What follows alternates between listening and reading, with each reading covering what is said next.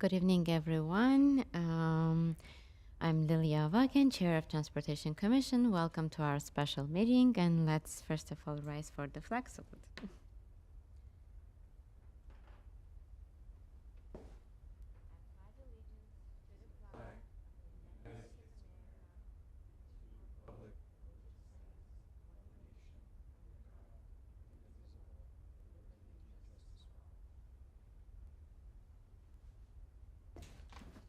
Okay, next item, posting of the agenda. Oh, roll call. Roll call. Commissioner Barchesov? Here. Commissioner Bonston? I am here, and the trash can's here too, in case anyone's curious. Commissioner Ordubegian? Here. Commissioner Shahbazian? Chair Avagian? Here. Student Commissioner McCurchin? Here. Student Commissioner Torres? Here. Did I just mix around the agenda? I'm sorry. Okay. Okay, as long as we did everything. Okay, let's move to the next one, posting of the agenda. The agenda for the July 28th, 2025 special meeting of the Glendale Transportation and Parking Commission was posted by July 24th, 2025 before 5 p.m. on the bulletin board outside of City Hall. Do I have a motion to approve the minutes? Yes. I make a motion to approve the minutes from last month. Second. No, for the agenda, we don't do the approval, right? And then we do the approval for the minutes. That's correct, Chair Avagian. Maybe the Secretary of the Commission can read item 3 into the record, Okay, then and then you let's can take read your the motion. item 3 and then move to. Approval of minutes. Minutes of the Transportation and Parking Commission regular meeting on June 23rd, 2025. Perfect. So it's been moved by Commissioner Bartosov and seconded by Ordubegian, and then seconded by Commissioner Bartosov to approve the minutes. Roll call. Commissioner Barchesov? Yes. Commissioner Bonston? Yes. Commissioner Ordubegian? Yes. Chair Avagian? Yes. Okay. Item number 4. Presentations and appointments. There are no presentations on the agenda. Okay. Item number 5. Action and discussion items. Item 5A, project update, Vision Zero action plan. Motion to note and file the Department of Community Development update regarding the Vision Zero action plan. Motion selecting one Transportation and Parking Commission member to serve on the project development team for the Vision Zero action plan. Sam, can you hear us? Yes, hello. Good evening. Should I go ahead? Yes. Oh, okay. I thought there was going to be an introduction. I go ahead and share my screen.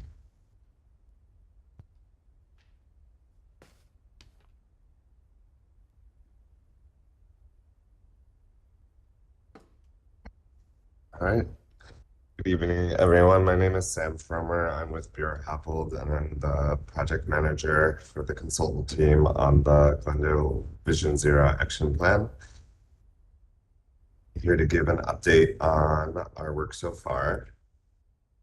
Vision Zero is a strategy to eliminate all traffic fatalities and severe injuries while increasing safe, healthy, and equitable mobility for all. And really what this means is eliminating traffic-related deaths and severe injuries on Glendale streets through a systematic approach to how streets are designed and managed.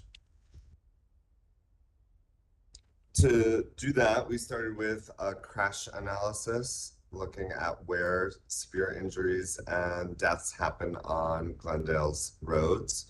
We looked at 10 years of data.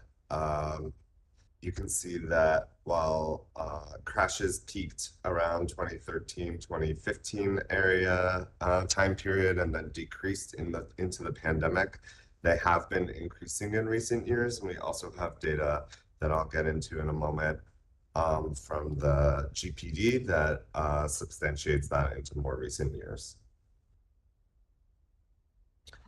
We also looked at different types of crashes and found that pedestrians make up a plurality of KSI, or killed or severely injured crashes. So while pedestrians only make up 17% of crashes, they represent 45% of KSI, or the severe crashes. So that's a threefold disparity. Similarly, for motorcycle involved crashes, it's about a 4-time disparity. People on motorcycles make up 5% of crashes, but 18% of KSI crashes. Common violations that contributed to this were violations of the pedestrian right-of-way by another vehicle, also unsafe speeds, and violation of traffic signals and signs. So what this really means, I know this is a lot of numbers, but what this really means is that pedestrians make up a disproportionate number of the killed and severely injured crashes in the city of Glendale. So these are our most vulnerable road users, and they are being injured and killed at a disproportionate rate, meaning disproportionate to the amount of people on the street and number of crashes that they're involved in. I'm sorry, can we ask Sam to speak up a little, because I... Oh, I'm sorry. Yeah, thank you. Can you hear me okay now? I'm gonna lean in a little. Can you hear me? Yeah, probably much better. Okay, great. I'm sorry about that. All right, I'm just gonna lean in real close.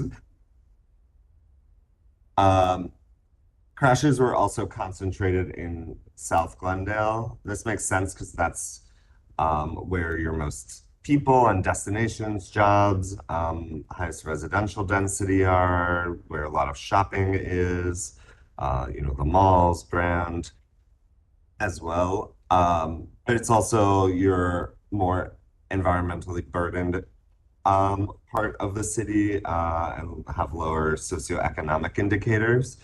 It's also where you have some of your largest streets that lead to the freeways. So those are some contributing factors like Central and Brand, Glendale. And so it makes sense that, or intuitively, it tracks that your major and minor arterials are responsible for the plurality of crashes and have the highest concentration of crashes on a per mile basis.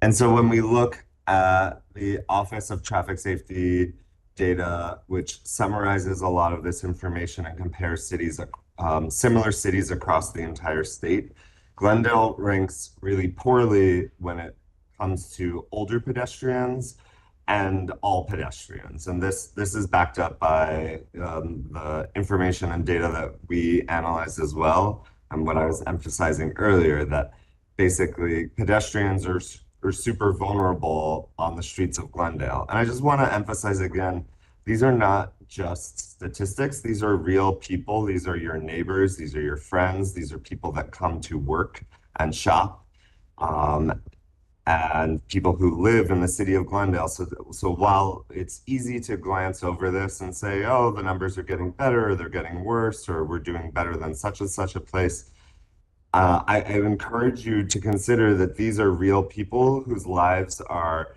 changed irrevocably when they are hit and injured on the streets of Glendale.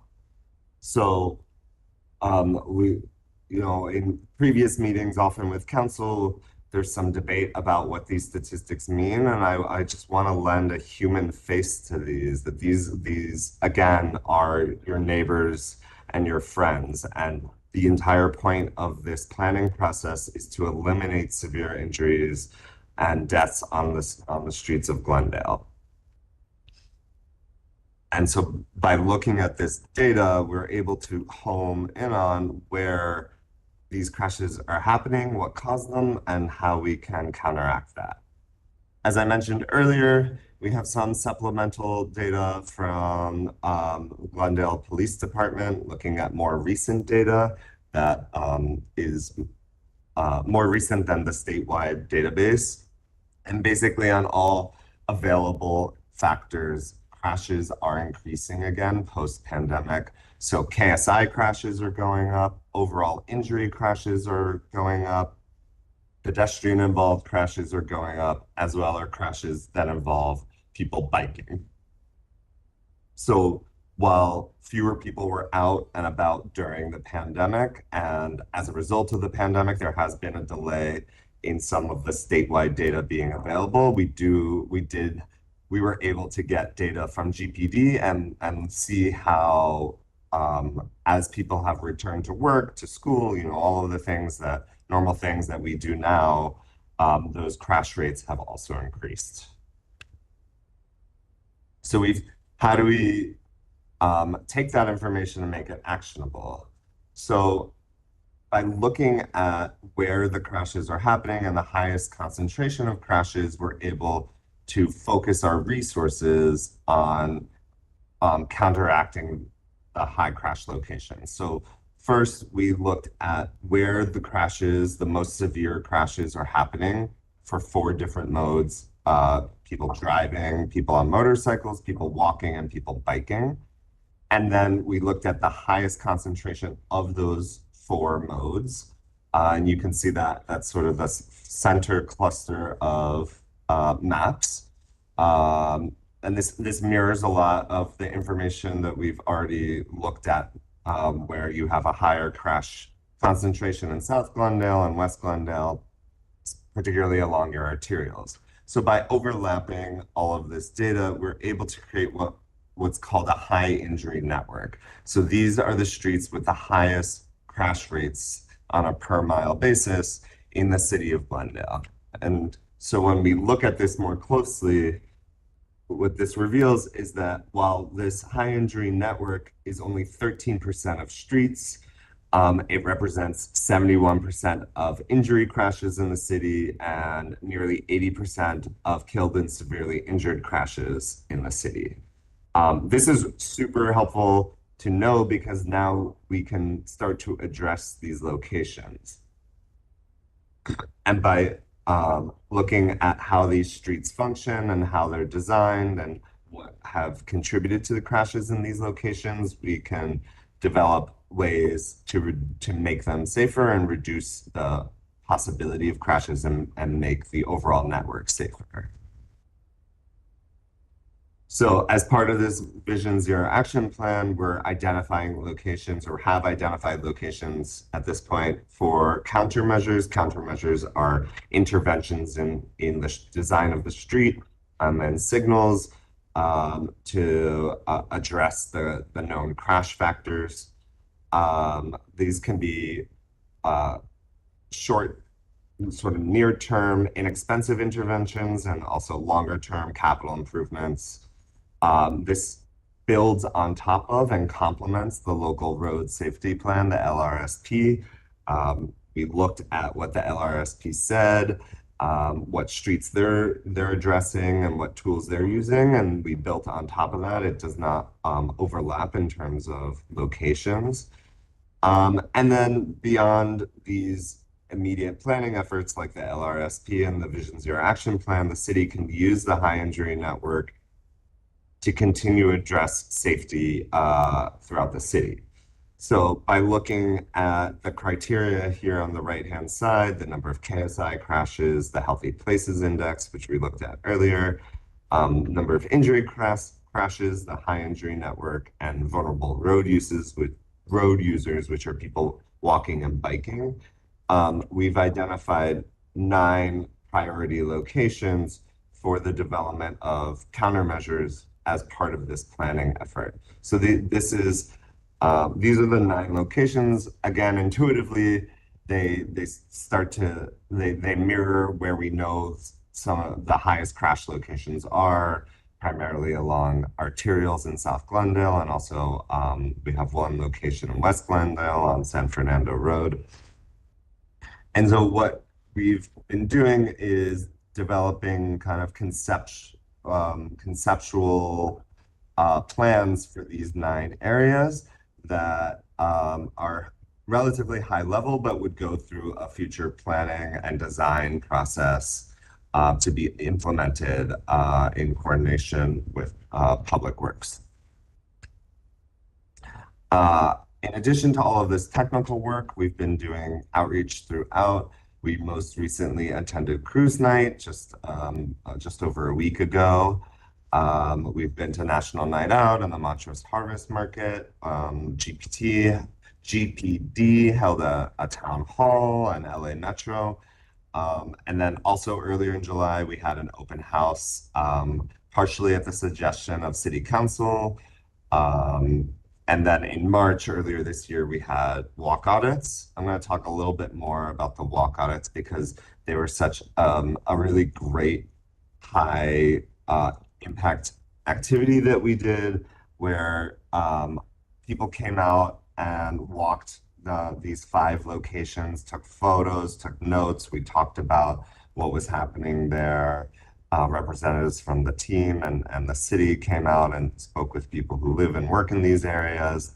And what we heard and what we've heard throughout this planning process is that speeding is absolutely the #1 concern across the city from every type of person that we talk to. People are also observed a lot of failure to fully stop at stop signs and intersections, even, right on red, and failure to yield to pedestrians. Also noticed a lot of things like blocked crosswalks, faded striping on crosswalks, obstructions in sidewalks, inaccessible intersections.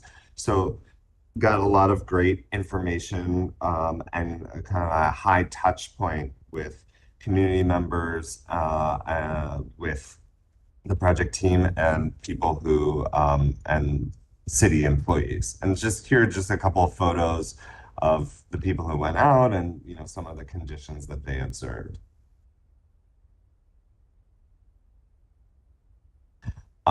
So in addition to the work that I've gone over here, we've also put together an online GIS dashboard. And what this is takes all the 10 years of data that we've analyzed and put it in an interactive format online, so that once it's available publicly, people will be able to choose different crash information. They can select geographies, they can select years in different modes and look at the specific statistics for that. And I think this will be a really great tool for both the city and the public to understand these crash patterns. And the city will be able to update this on a regular basis so that the information stays current. In addition to that, so that's been prepared and continues to undergo an internal review. And then in addition to that, we've also put together a draft Vision Zero action plan, which wraps all of this work together. And as I was mentioning earlier, draft countermeasures for the 9 selected sites, which are also under internal review at the moment. So thank you very much. That's all I have for you all this evening. Thank you. Thank you, Sam.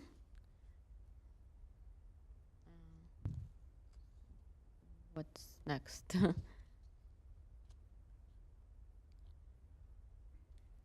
Good afternoon, Commissioners. Thank you for joining us. Thank you, Sam, for the presentation. I am Ismael Carvajal Perez, Planning Associate and Project Manager for the Vision Zero Action Plan. If you have any questions, we're here to answer them, but also we're asking commissioners. Since the last time we've met, we had a member of the TPC join us for a member of our project development team. Since then, that membership has lapsed, and we are asking for one of you to join us again to continue this work for the Vision Zero Action Plan.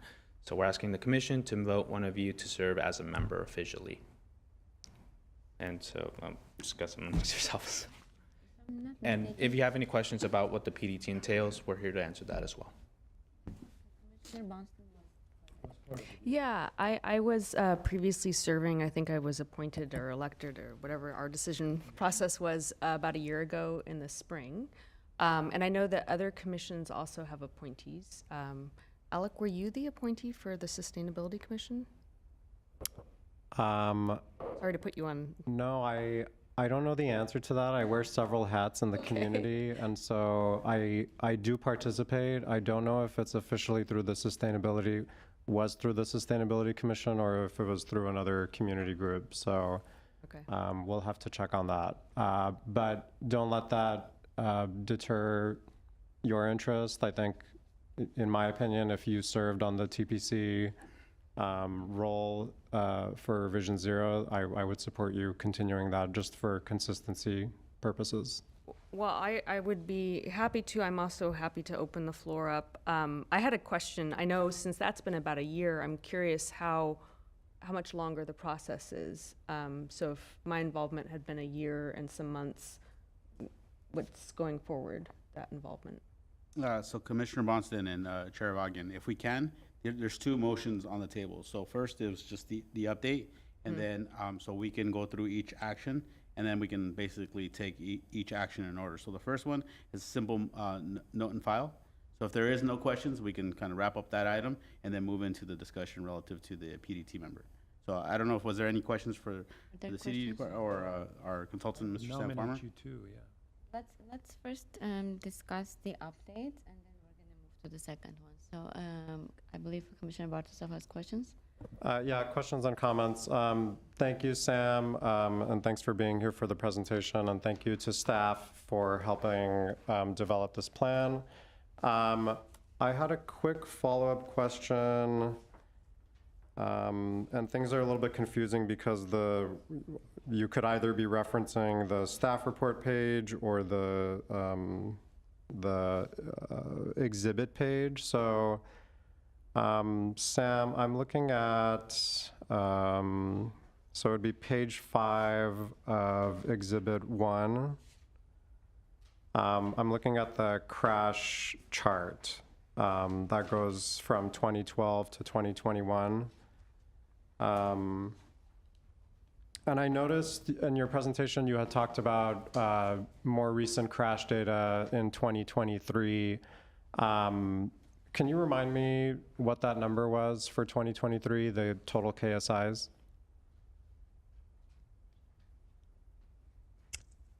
So the 2023 data is directly from GPD. Can you hear me okay? Yes.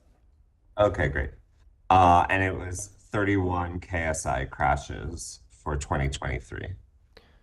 Okay, so for folks who don't have this page up on your screen, that's quite a jump from 2021 having 23 KSIs. And I don't know if you have 2022 data. I would recommend that if this is going to council at some point and we're going to be talking about KSIs and what's been happening in recent years, particularly post-pandemic, I think it'll be very illustrative for us to showcase on this graph as part of this data your 2023 preliminary data. I know it's not finalized because it has to go through a scrubbing process, but you can put a little asterisk next to 2022 and 2023 so that people have a clear understanding about what our trends actually are. Because I do recall hearing a comment or two at the council meeting when this was last on their agenda, something about crash data or crashes on the decline. And it was specifically because that data set had stopped at 2020, right before we saw an uptick in 2021. So if we're going to present this data, I request that we include 22 and 23 into your visuals. Can I also add in that particular table? I think the dates, the years don't align on mine. The 20 and 21 are on another level. Yours do too, right? So I don't know if it's the formatting. Do you see what I'm talking about? So you're looking at page 5 of that exhibit? Yeah, the chart the year dates on the chart don't correlate. So I see 2021 as the last bar Yeah, graph. on mine, well, maybe it's a formatting thing, I don't know. I opened it in the PDF, but it goes to 2019, and then the next, actually he has a printout. That's exactly what it looks like on my screen. So maybe just take a look at the formatting. And then, Oh, I see. just kind of like a follow-up question. We don't have a data at all from 2024, 2020, I mean, 2025. Sorry. Possibly, but 2024, no data at all? When we were doing this analysis, it was last year, and so 2024 data was not yet available. I just want to acknowledge Alex's comment and thank you for that. We'll incorporate that. Yeah, and I'm just noticing the discrepancy. So the graph you two are referring to are on page, I'm going to refer to the entire agenda packet. So it's a 119-page PDF. It's page 10. And I did find this a little confusing. It almost suggests that there's 1 or 2 KSIs per year, which is not accurate. Somebody correct me if I'm misspeaking, but page 10 of the agenda packet is showing a graph with KSIs and all collisions. And then it's a very different statistic from page 22, which is a similar bar graph, but showing very different, much higher KSI numbers. So somebody may want to clarify that or remove that first visual altogether, because I assume it's not accurate.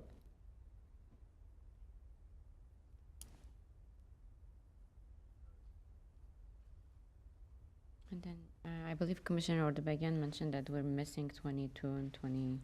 That's what he mentioned, that, Oh. you know, what we're trying to do is hopefully, when the plan is being presented to the council, if you guys can have some sort of a idea of 22 and 23 as well, so it'll be clear in the PDF. Apparently, when you saved it, it moved a couple of the bars down below, so it doesn't indicate where the fatalities and things like that are. So if you can add those things, we have a better understanding of the whole scenario would be I would great. actually like to see, I mean, I understand maybe deep analysis, there is no time to conduct a deep analysis, but some sort of an idea of 2024 as well.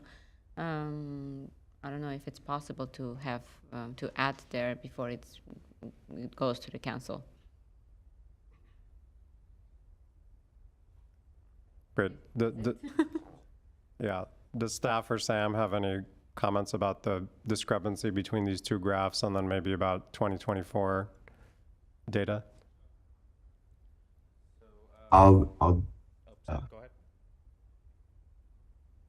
I was just gonna say I was gonna defer to staff about the packet, and whether we can incorporate 24 data.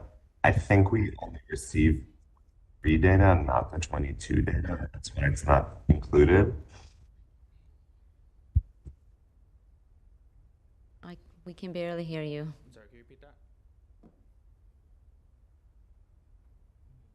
Hi, can you hear me? Yes. Yes. I hear an echo of myself. So the 2023 data was received from GPD, and I don't believe we received 2022, so we can check back with them on that. And then, as I said earlier, when we did this analysis last year, 24 data was not yet available. So I'll defer to staff about how we can incorporate that and also the discrepancies in the charts in the packet. Thank you so much. And then I just have one more note. I noticed, Sam, in the exhibits, I really like the visuals and the maps. I think the index that you use for the maps used slightly confusing language. So there's like the healthy places index quartile, intersection score, street segment score, It's not quite clear, like, are we talking about, is the lowest 20% the most disadvantaged or the least disadvantaged? I'd say if you can just clean up the language on those map indices, that might be more digestible for the reader. That's the only other note I have, other than to say thank you for doing this work. I think this is helping illustrate the issues that we have in our city and how best we can tackle them. It puts into very clear terms where the issues are and how we can address them. So I understand this is the first step in identifying what those issues are. And as a commission, as a commissioner, I'm really looking forward to seeing the next steps and working with staff to implementing these strategies. So thank you. Thank you. Anyone else has comments, questions? No comments, no questions? I just wanted to add that I participated in one of the audits with Ismail and other city staff members, council members as well. It was great, very informative. The experience is actually very, very impressive. One thing that I would recommend, maybe having more people, more residents to be part of it, because the groups were very small, like probably 8 people, or not more than 10. And then I believe it was only 6 of them that's been conducted. So I would actually, if anything like that is going to happen in near future, even if it's not for this particular plan, but some other updates we're going to be doing, if we can have, I don't want to say better outreach, but probably like just more. I don't want to use the word better, yeah, but to have more people to be part of it and to get more as much feedback as possible. Other than that, thank you very much, and thank you Sam and his team for working on this project. They're doing an amazing job for the past 2-3 years, I believe. Okay, so let's go ahead and do we vote on recommendation or? Chair Avagian, it's a note and file item, so if there's no further questions or comments from the commission, you can entertain a motion as to whether to note and file the project update. Okay, so no voting, but we have to vote on appointing the commissioner, right? Yes, and you can take the items either separately or together. The fact that they are together on the draft motion before you doesn't mean they must be taken together. They can still be taken separately. Okay, then let's move to the next one. And so if... Are we electing the commissioner Yes. for I think Shauna's been already involved for over a year. She has all the expertise. And I mean, if there's no imposition and you would like to take the position, by all means, I think you're the right candidate for that position. Thank you kindly. I'd be honored to do so, but again, wanted to open it for anyone else. The events have been interesting and diverse. It's and maybe I should have saved this for the note and file, but I'm astonished every time we look at the data, and I'm often astonished when we see, I don't know if it's every year or it's more frequent than that, you see the ranking of Glendale being among the worst, and it's so heartbreaking. And I'm sort of shocked that, like, I just don't want us to be complacent with that. Like, every death and every injury is too much, and this is the least we could do, but also very exciting that we have a goal of 0, because it just feels like such a shame. It's a surprising almost that we're not more outraged. It's such a stain on the reputation of Glendale. So that is kind of my passionate aside of how important this work is. But again, I'd be happy to continue, and that's it. Thank you. Commissioner Ordobagian, was that a motion? Yes, I want to make a motion to nominate Chair Bonstein for the... Oh, I'm sorry, yeah. Commissioner Bonstein, so... Do And we have Commissioner a Ordobagian, second? for clarification, does your motion also include noting and filing the Yes, project update? Thank you. it does. Do we have a second? I'll second. It's been moved by Commissioner Ordovic, seconded by Commissioner Bartoszov, to basically both items together. Let's do roll call. Commissioner Bartoszov, Yes. Commissioner Bonston, Yes. Commissioner Ordubagian, Yes. Chair Avagian. Yes. Okay, next item. Item 5B, 2025 Glendale Roadway Design Policy. Motion by the Transportation and Parking Commission to recommend that the City Council adopt the 2025 Glendale Roadway Design Policy. Okay, any presentation? Yes. Yes, Chair.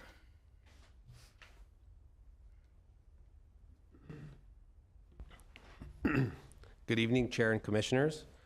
My name is Ari Carmendayan. I'm a senior traffic engineer with the Department of Public Works.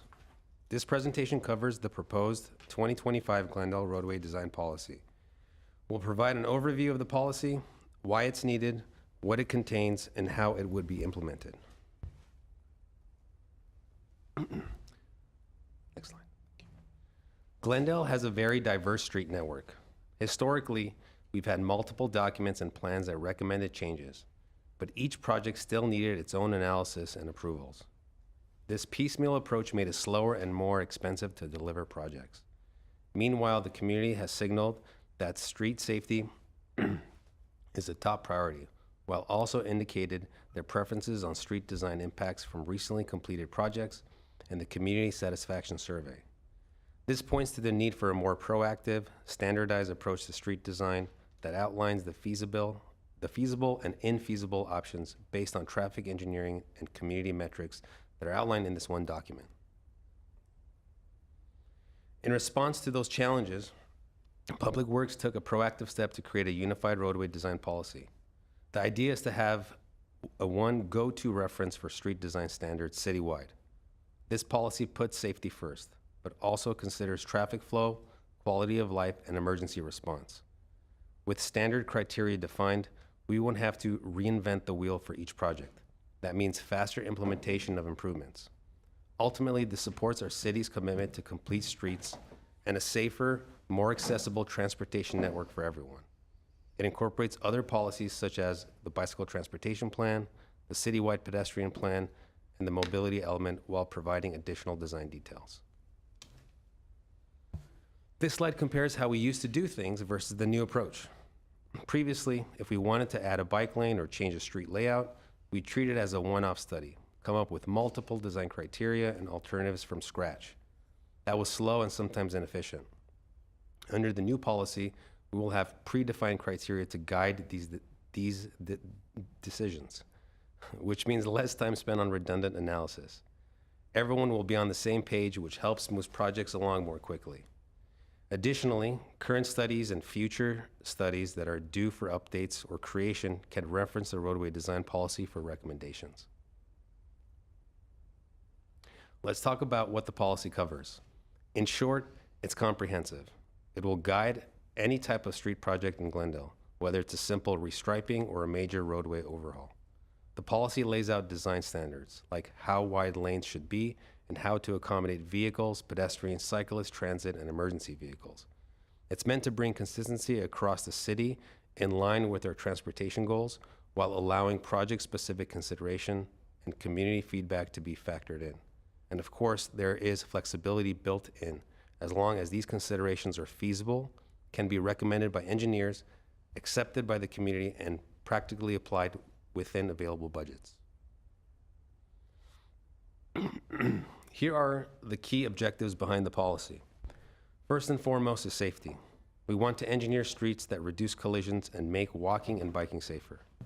This was one of the community's main concerns in the recent community satisfaction survey.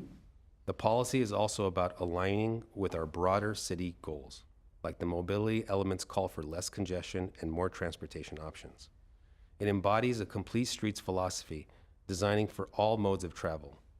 Importantly, this doesn't mean forgetting about emergency vehicles. We make sure fire trucks and ambulances can still fit through. Finally, we built the policy by looking at what's worked elsewhere, but more importantly, here at home. It reflects best practices from federal and state guidelines and neighboring cities, as well as lessons from Glendale's recent projects. so we're using strategies that are proven to work. The design policy bridges the gap between planning, design, and construction while delivering specific site-responsive solutions.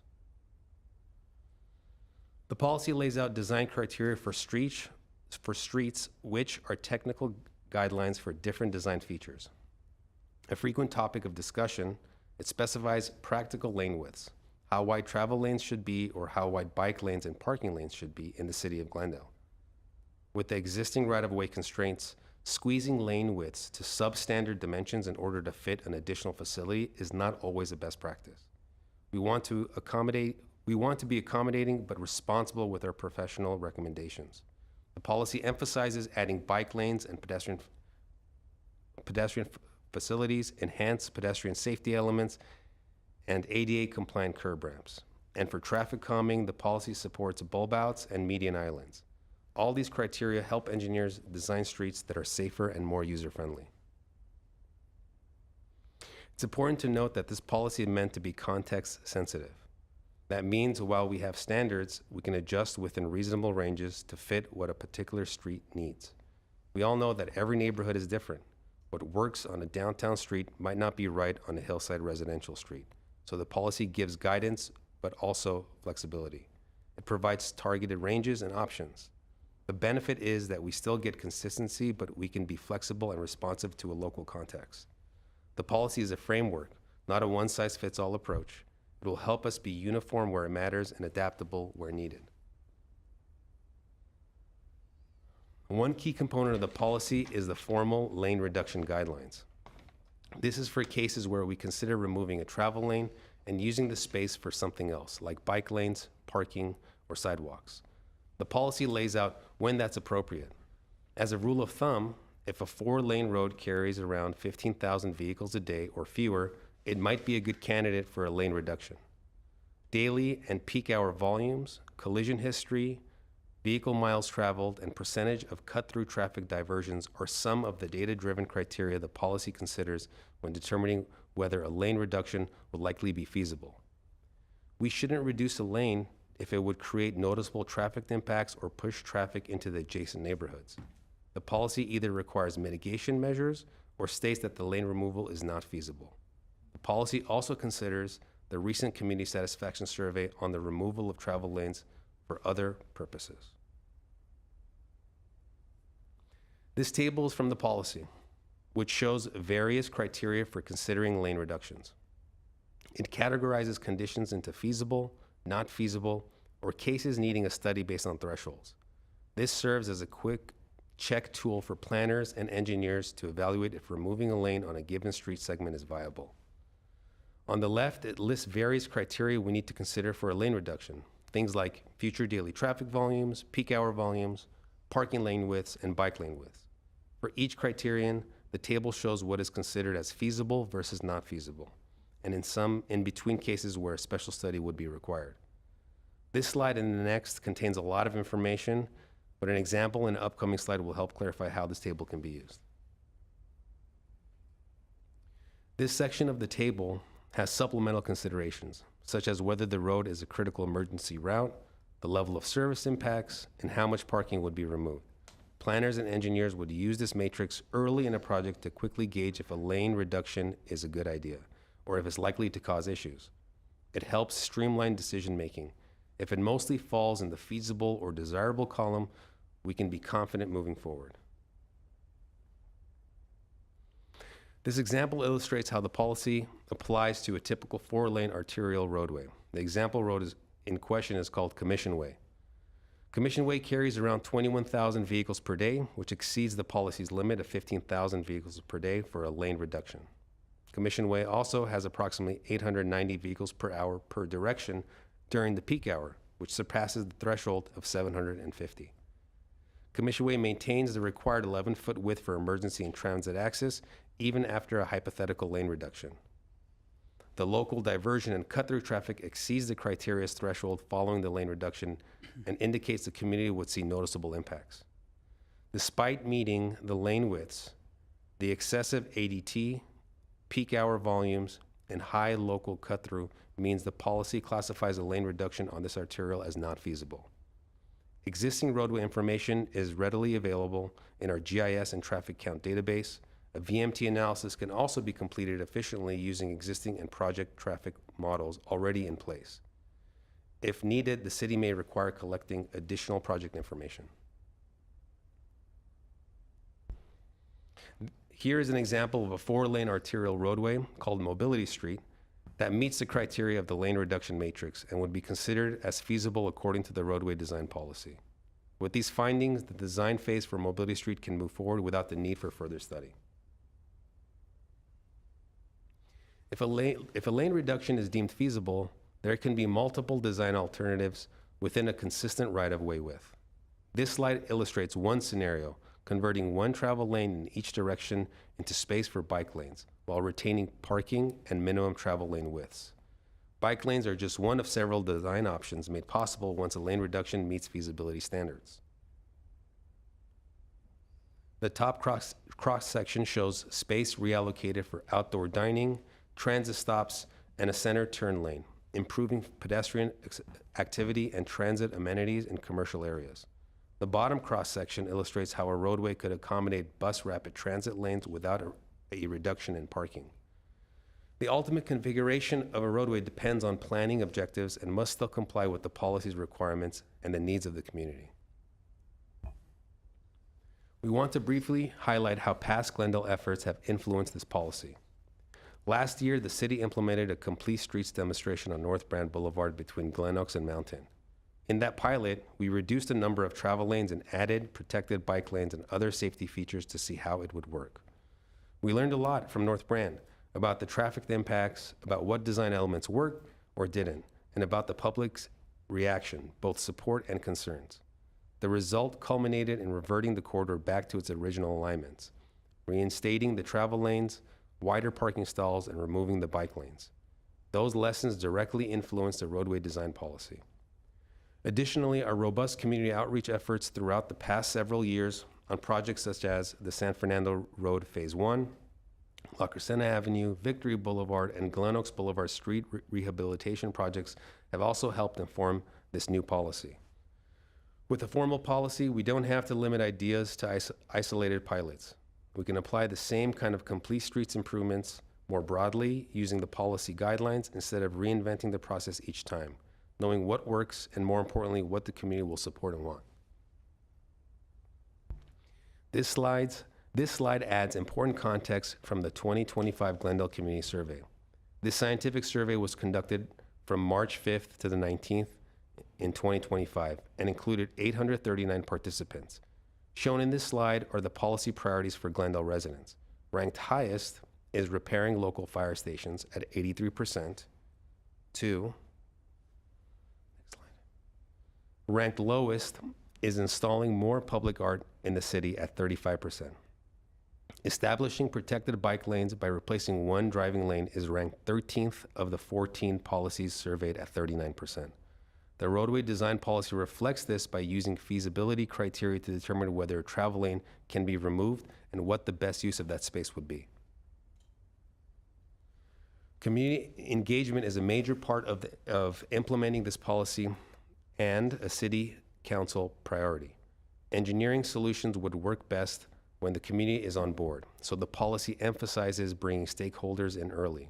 For any significant street redesign, we'll reach out to those affected residents, local businesses, schools, and neighborhood associations.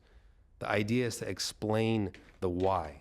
For example, if a plan is to add a traffic circle or remove a lane for a bike facility, we'll present the data and safety reasons so people understand the benefits. Importantly, as we get feedback, we'll resolve concerns and fine-tune designs. The policy isn't about applying the exact same template on every street. We can adapt as long as we still meet the safety goals. Our goal is simple, and that is to present practical, community-supported solutions rather than outline every theoretical option, especially those we know are less effective or likely to face strong opposition. We want the community to see that their input has been heard, that we've learned from past experiences, and that we are committed to making thoughtful, actionable recommendations for a safer and more livable city. How will this policy actually be put into practice? The goal is to integrate it into our project development process. That means anytime we initiate a project, whether it's repaving a street, adding a bike lane, or a big capital improvement project, our engineers will consult the roadway design policy. Next is coordination. The policy isn't just a public works document. We involve other departments when applying it. For instance, we always loop in fire and police departments on things like lane reductions or big traffic calming changes.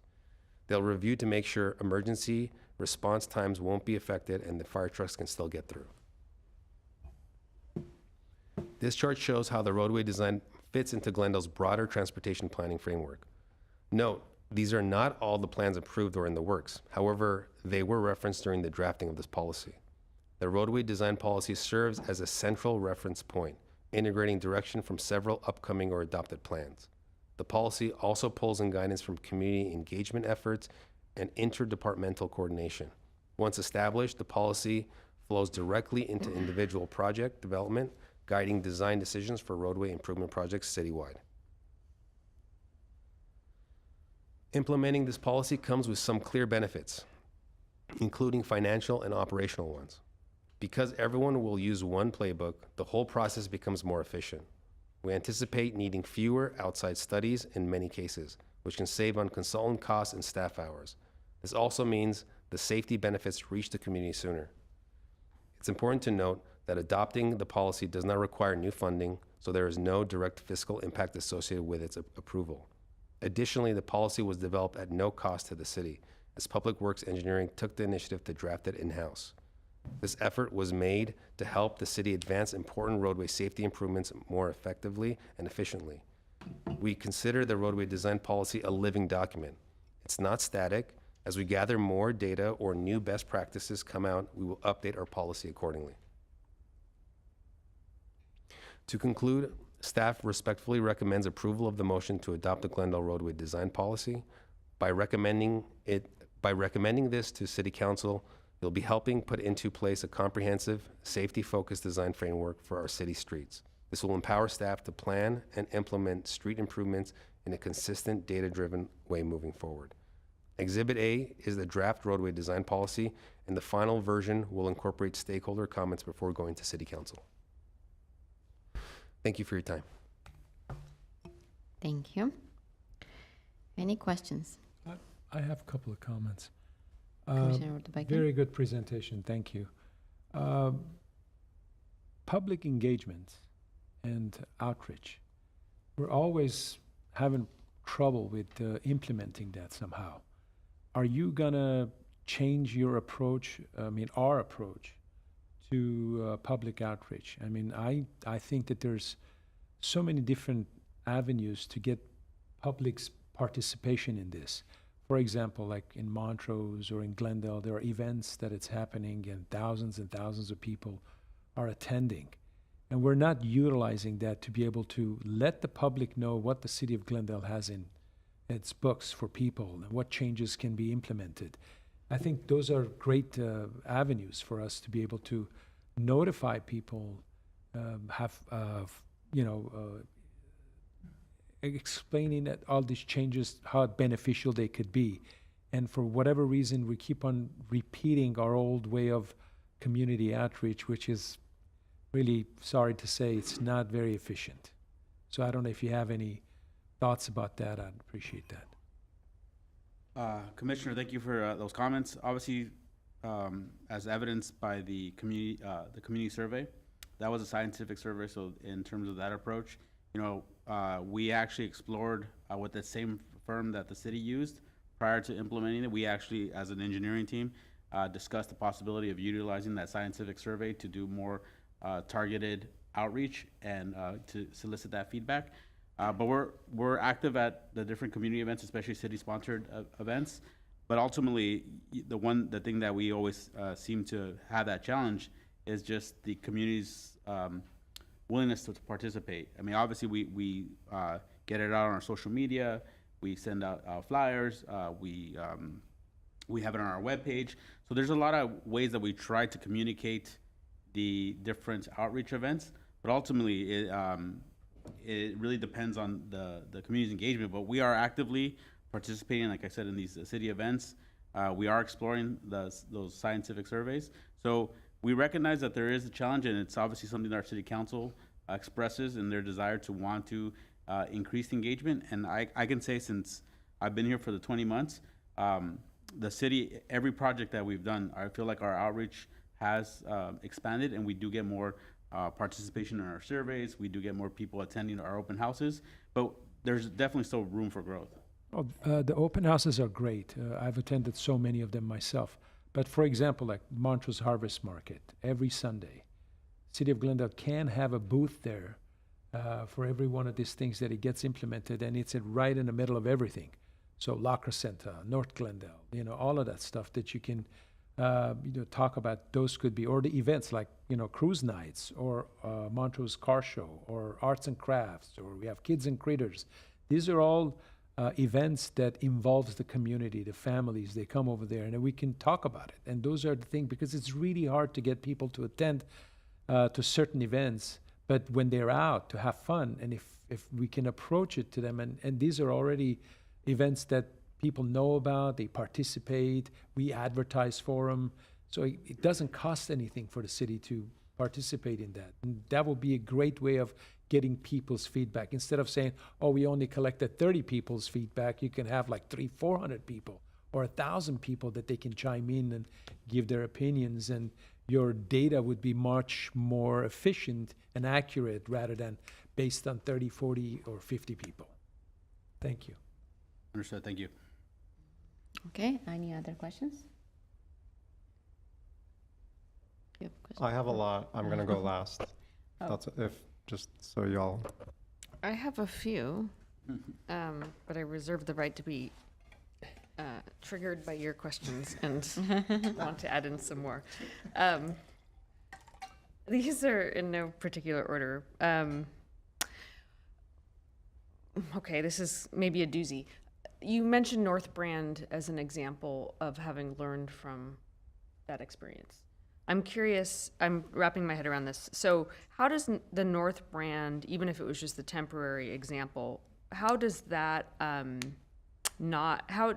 how is that not compliant with the roadway design policy? The biggest lessons learned from North Brand would be the local cut through. So we had noticed that as the ADT, or number of vehicles that would travel along North Brand, decreased, we noticed that they would use the side parallel streets. And we saw a significant increase as you moved further away. I think it averaged somewhere between 20 to 25% of increased volumes on the side streets. And so if you look at the matrix, if local cut through is, I believe, above 15%, or 20%, sorry, I might be misquoting it, but that was the criteria or standard that it would exceed.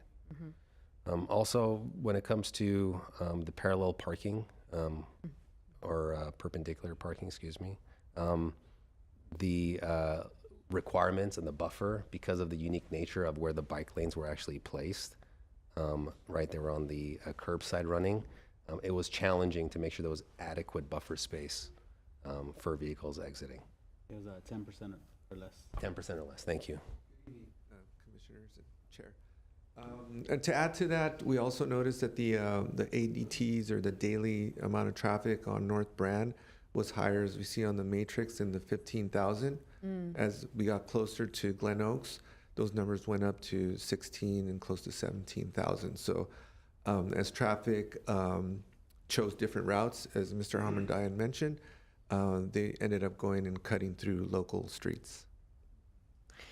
Okay, Can and I have a follow-up question regarding that, because with the North Brand project, I'm just hearing complaints from the community. I don't know how to put it in the right way, but the way that streets were engineered, the reduction of the lane and the bike lane, it's not that I believe people were against the design change and reduction, but rather the way it was done. So what we have learned from that, because I believe the problems that it was bringing, and the reason why the pilot project didn't work were the implementation, because we're currently considering that, oh, okay, see, like the traffic was moving to another side streets and everything, but the reason why it was happening, I believe it has to do with the engineering and implementation. Is there anything that we've considering after that experience? Well, I think that's part of the reason this roadway design policy really consolidates all the things that we know work.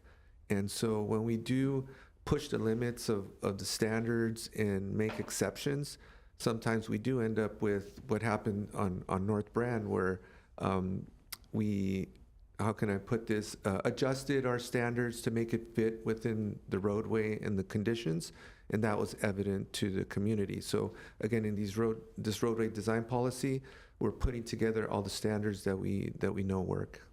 Okay, so like before, and I don't want to sound like, I don't want to give silly follow-up questions, but I mean, I'm not a planner, not an engineer, and nor a street designer, but I mean, the entire car could fit through the bike lane, and then the reduction and the way the people were gonna make right, the way the parking spaces were, everything was obvious that it's not gonna work. So didn't we implement some kind of a design strategy before we actually I mean, didn't we look at it before we made it happen? Did we actually started looking at it after it was implemented wrongly?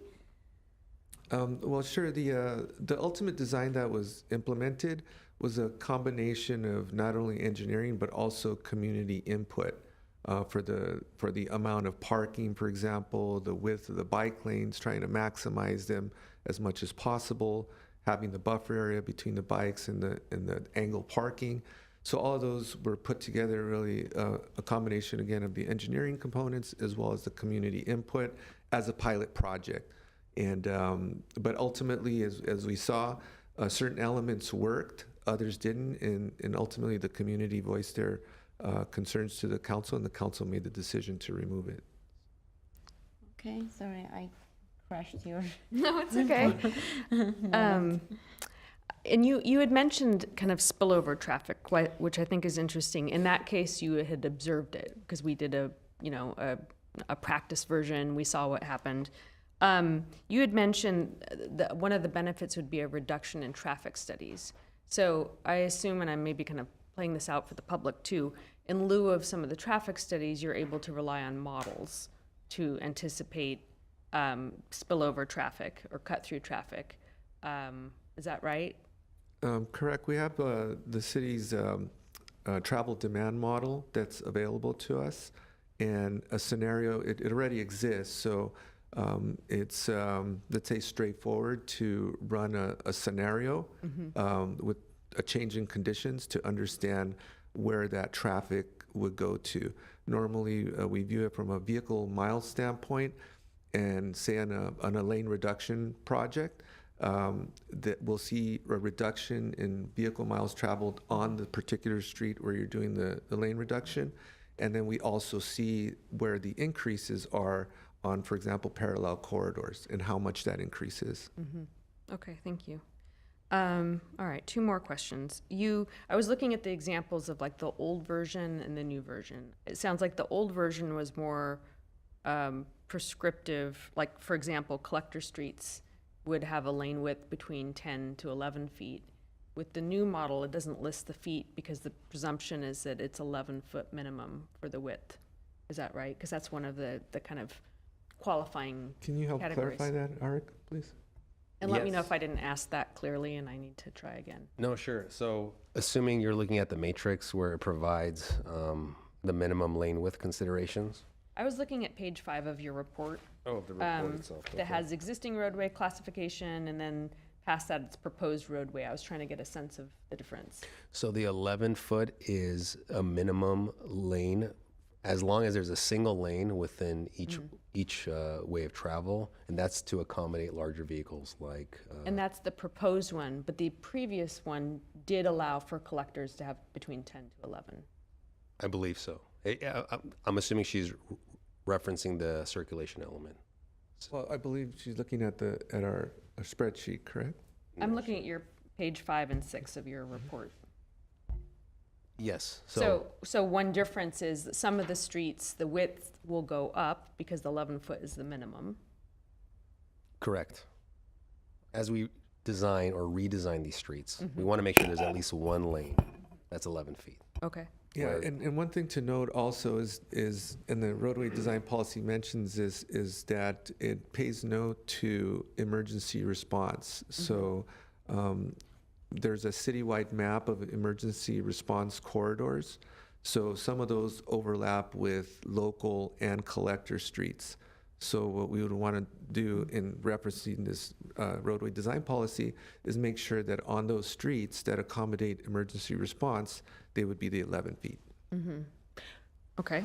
But imagine there's some streets that don't, if you're not going to reduce a lane width, they are existing 10-foot width and they're going to remain. Correct. We have many of those. Okay. And then my other question, you mentioned it being a living document. Yeah, so we understand that there's a lot of cogs in the works right now. For example, the city is updating the general plan circulation element, which I believe is going to be called the mobility element. So we understand that this roadway design policy should work in concert with that mobility element document. So it's a living document in the sense that as we move forward, this roadway design policy intends to deal with conditions right now. What we know is going to work, the challenges we're facing right now. Understanding as we move forward 5, 10, 15 years from now, conditions may change. So again, depending on the forecast changes in the city traffic circulation, this is a living document that can change along with policy It's changes. not one and done for 30 years. Correct. Yeah. Okay. Got it. All right. I think that is it for my questions for now. Thank you very much. And just to follow up, this policy and also bicycle transportation plan and everything else is working in conjunction, right? It's not like one thing is going to be implemented and removed. I understand some things can be pilot projects, but constantly removing and implementing, it's a lot of Wasted cost money. On the city. So I assume it is, right? You are correct, yes. Okay. And as part of the internal coordination and comments, it might just be me as an engineer, but we wanted to get all the comments before we went to city council. So TPC, the public, internal departments, we're going to get all the comments, incorporate them, make sure everything works together, and present it to council. Proceed. Yeah, I think it eliminates the wasteful approach to doing different things, different studies, spending so much money on certain stuff that it's really not needed. I like the new policy, so I think hopefully it puts us in the right direction. So if you want to implement something, it'll be done correctly. At least all the outreach will be done, the studies would be done correctly, and then when it goes through, there would not be an element of removing a project and implementing with something else. And therefore we don't waste money, especially nowadays that we're short of cash. Thank you. Okay, we're ready for Commissioner Bartosov's comments and questions. I was actually going to say or suggest, I assume we got a comment card. I'd love to do you hear it want- first, and then that may also inform what I would like to say. Sure, let's go ahead and ask Andrew Robinson to come to the microphone. Hi, thank you to the commission, to the staff for preparing this report. I actually came to comment more generally in the general comment section, but I saw this plan and I thought I would maybe take the opportunity to say something. You know, I find it very interesting. I live in one of the streets that was identified in the earlier agenda item as being a street of particular concern. So it's good to see that up there. And I kind of wonder at the interaction of something like the plan that we just saw and something like, you know, a comprehensive road plan that we're looking at right now, because it seems to me, and this is speaking as a layperson and not as an engineer, that the plan as currently laid out is primarily designed to move as many vehicles as quickly as possible through the city, which I understand is a priority. But I wonder if the priority isn't to come up with the safest and most efficient way for all the different ways that people move themselves through the city. By point of example, if we tie, if we say there's a threshold of traffic on roads, that if it's above this point, then we're never going to modify this street. And we make that the underpinning for all of these plans, a threshold that we have to exceed or be under before we do anything.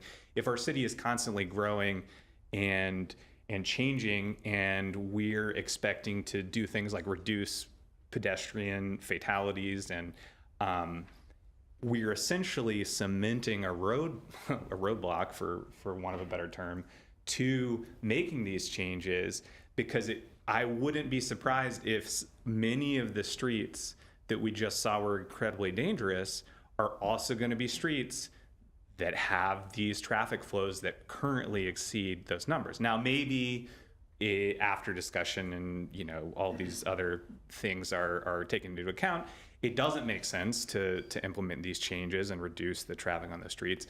But just because a street has a lot of traffic on it right now doesn't necessarily mean that we shouldn't do something to reduce that traffic.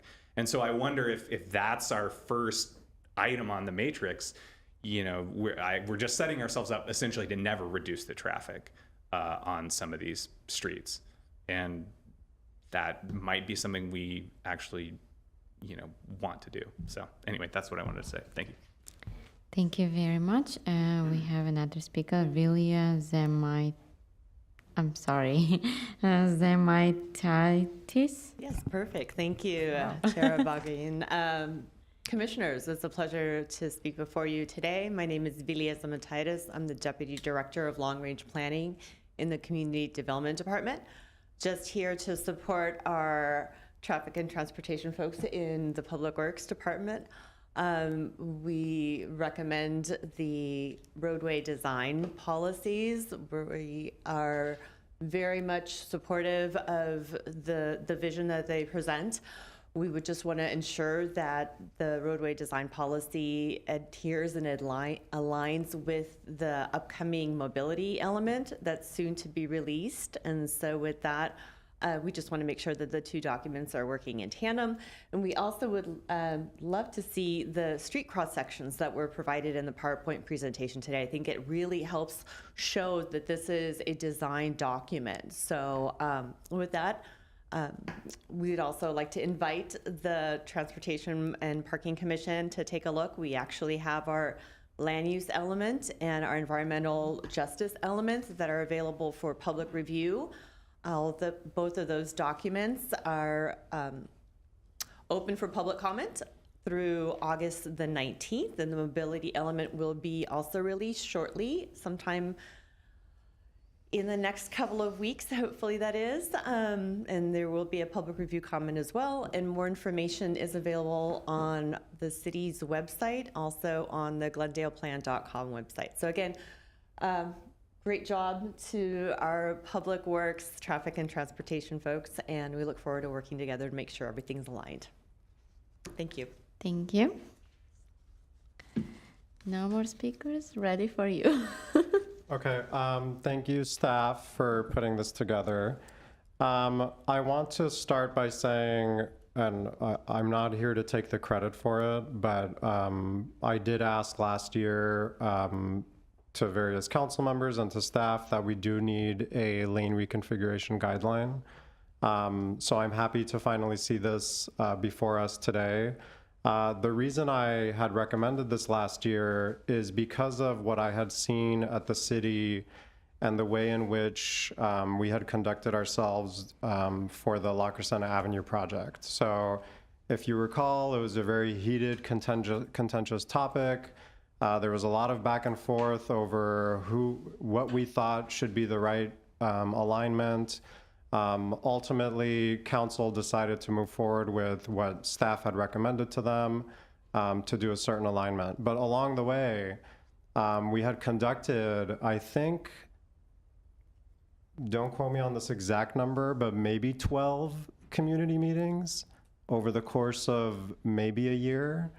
And it was very frustrating because, and I think that was one of the projects where perhaps Public Works had received the most comments for any project. At least that's what the then Public Works director had told me at the time. And it was frustrating to me because it seemed like it was such an inefficiency to have to go back to the community over and over and over again. And I thought to myself, there has to be a simpler way to communicate a change, articulate why it is that we're pursuing any particular project and the treatments that come with that project, and to do that in a way that is easily understood to a community. So I went back to my day job, which is at LADOT, and I talked to my colleagues about how it is that we do things differently in the city of LA. And lo and behold, they have their own lane reconfiguration guidelines. And so I posed that to staff, and I said to Glendale staff and said, you know, I think we should have something like this for the sake of efficiency, for the sake of staff having to go out to the community dozens of times, to be able to help identify which projects exceed a threshold where more outreach is needed, perhaps less outreach is needed based on certain criteria. And that's what I thought I would be getting out of this lane reconfiguration guideline, was not so much this, as I'm now seeing it, is like a line in the sand, a very dark line that says, if you get to 15,001 cars, lane reconfiguration will not be entertained. And anything under that, it can be entertained. Not that it will be, but it can be. And that's not what I was expecting out of this process. So I'm going through this draft document and I'm seeing a lot of issues with it. And I'll just say it up front, I will not be supporting this version going to council, because while I think we've come a long way and obviously a lot of work has been put into it, there's a lot of work that needs to be done before this could be adopted, in my view. And I'm gonna get into that. So one of the things that, I'll be honest with you, irked me is the presentation slide, if you can pull it back up for me, that shows the various community priorities expressed in the recent community survey. Yeah, 17 and 18, please. Okay. Where in this list am I seeing the fact that the #1 issue that was raised by our community is traffic safety? So I can answer this question. Of the survey, the community survey, there were multiple questions asked. Mm-hmm. This one is specific to the roadway policy because the title of these slides are called policy priorities. So we wanted to only make comparisons from policy to policy. So what the residents of Glendale wanted to see as a policy moving forward. We did not alter these slides at all. There were just 2 slides that showed everything. And so we're showing you the exact results of the survey. Okay, so is it staff's understanding, or are you aware that what I said is the fact that the community's #1 concern is traffic safety? Yes, Commissioner, we're aware of that. Okay, thank you. So the fact that on the next slide, if we can go to 18, that you have highlighted that protected bike lanes is the second to last priority stated by the community, is really doing us as a commission and the public a disservice, because the lane reconfiguration guideline is not specific to bicycle facilities. And I, as somebody who's been advocating for safer streets for the last 15 years in the city, have seen the weaponization of bike lanes and the discussion of bike lanes as a way to not implement safety standards in this city. So the characterization that I'm seeing as part of this presentation to bike lanes is not doing us any favors. The lane reconfiguration guidelines are not specific to bike lanes. They could include two-way center turn lane, as you've mentioned. It can include medians. It can include curb extensions, parking lane removal, converting to angled parking. There's lots of things that feed and are a consequence of the lane reconfiguration guidelines. So can I get an acknowledgement from staff that this is not a fair representation of the outcome of a lane reconfiguration guideline policy? So I was indicated by staff, you know, obviously it was our intention to focus on policy, and that's what these two slides were. So ultimately, this was a way to show relative to the design policy how this aligned. But we did acknowledge that traffic safety is a top priority in the city, as was a result of the community survey. Okay, so let me be clear. The lane reconfiguration guideline, for me, is a safety policy. It is ways in which that we can outline how can our streets be made safer. It has nothing to do with the bike lane for me. So the fact that it's being called out as part of providing a context for this guideline, for me, is deeply problematic. And I'm not asking a question, I'm just gonna leave it there. And I really hope that it is not characterized this way at the point in which this goes to council. Now I'm gonna go into very specific questions and concerns. So I was looking at the staff reports, and I see, Arik, the report was prepared by you. How many urban planners or transportation planners helped author this report? Planners will be or their comments will be implemented, but from a design policy perspective and drafting, it was all done by Public Works Engineering. So the version that we're seeing today does not include planner comments? As of now, the draft version is as is, just directly from Public Works. Although, as mentioned before, we incorporate every available and upcoming planning document, so we made sure that it aligns with them as closely as possible. But how many actual planners, you added language to the design policy, it was just done by Public Works Engineering. Okay, and this is, I've communicated this in various ways and in various forums, the kind of downfall or pitfall that we have here in the city in not having a Department of Transportation. In the city of LA, where we have a Department of Transportation, we as transportation planners sit alongside engineers and develop projects together. I've found during my advocacy here that oftentimes the planners develop a plan, it's adopted, and then it shifts over to Public Works, and some version of the plan is then adopted. And I take issue with the way in which this is authored if it doesn't incorporate and embed urban planning, transportation planning principles into the document. So it's yet another reason why I don't feel comfortable approving a draft like this if it doesn't yet incorporate the additions or modifications that would come from an urban planner.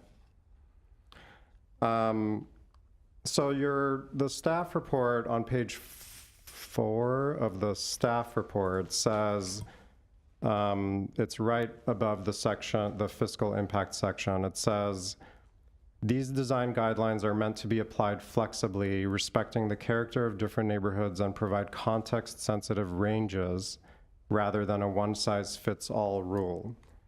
So can you explain to me how the 15,000 threshold, how I'm supposed to interpret that as flexible?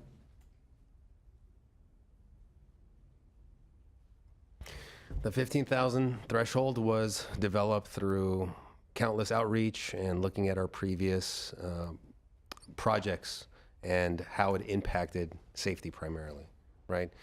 It's not just some arbitrary number that we chose. We looked at level of service, we looked at the cut-through traffic, we looked at other cities and other lane reduction guidelines, and we had to put a number there for the sake of understanding, to make it clear and easy for us to understand, at what point does cut-through traffic increase on local roads?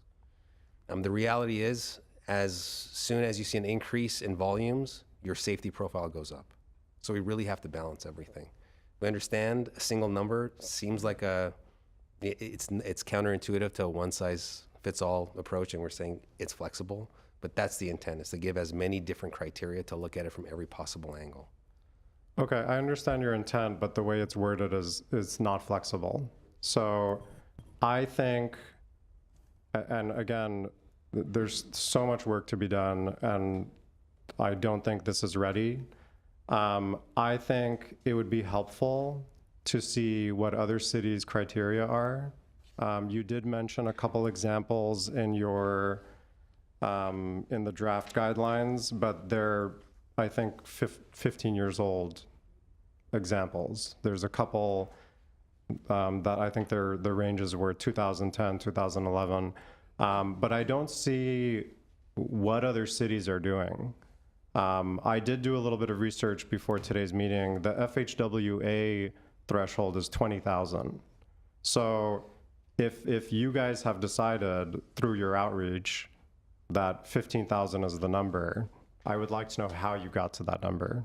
And I think I'd like to know how that compares to other cities. And I would like for you to include the city of LA. Not because I work there, but because a lot of streets in the city of LA intersect with the city of Glendale. Verdugo Road is one example, Glendale Boulevard, which turns into Brand, Colorado. There's lots of examples where our neighboring city, as much as we like to point the finger at them and say we never want to look like the city of LA, I think there's a lot of work that they've done that can help us inform what we're doing here. So I would like to see that because the 15,000 number, based on the research I've done about lane reconfigurations, is a very conservative number. In fact, some of the projects that we are looking at here in the city of Glendale would no longer be eligible if these guidelines were adopted. So I'm looking at Sonora, I'm looking at, and these are parts of a corridor. So some segments of Sonora are under 15K, but some of them are over. And it's like, if you look at the chart, it's a hair over 15K. So you tell me what that looks like from an implementation standpoint. It's a rhetorical question. What are you gonna do at that point? You're gonna create one design guideline that, stops at Lake on Sonora and then looks different on another block because you have 100 more cars per day. Victory is another one where some segments are under 15K, some segments are over. Chevy Chase is another one. That's not an active project, but it's a corridor where, again, I'm seeing from the previous agenda item, is a high injury corridor. The characteristics of the corridor are the same, but in some segments, they go a little bit over 15,000. In other, they're a little bit under. So I think there are some fatal flaws with the way in which this is written that says over 15, no way, no how. Under 15, it's okay for it to be considered. And I think if you're gonna do it that way, I suggest creating thresholds. I'm not happy with the 15K number if you haven't noticed, but whatever you guys end up deciding, 15 to 20, these are the kind of guidelines we're gonna follow. 20 to 25, these are the kind of things we're gonna look at. 25 and over, unacceptable. For example, I'm just throwing things out there so that it is flexible. That actually makes it flexible, unlike the language that I'm reading today. The language in here is not flexible. It's very prescriptive. Okay, lane widths. Let's talk about lane widths. There's language in the draft guidelines that says, so I'm looking, so this is, now I'm in the PDF for the draft guidelines. It's a 34-page report.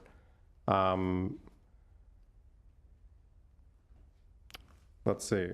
I don't know where this is exactly written. I didn't write it down in my notes, but it says, we would consider, it's something to the effect of, we would consider a 10-foot lane width if data showed it would reduce speeding.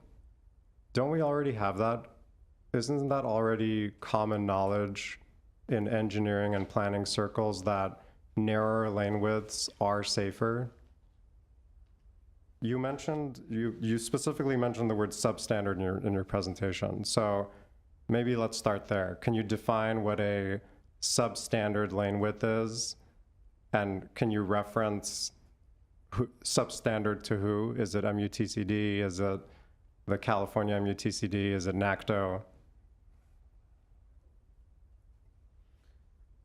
Depends on what lane we're discussing. So a travel lane versus a parking lane versus a bike lane, they all have different criteria. So let's talk about a center turn lane and a travel lane.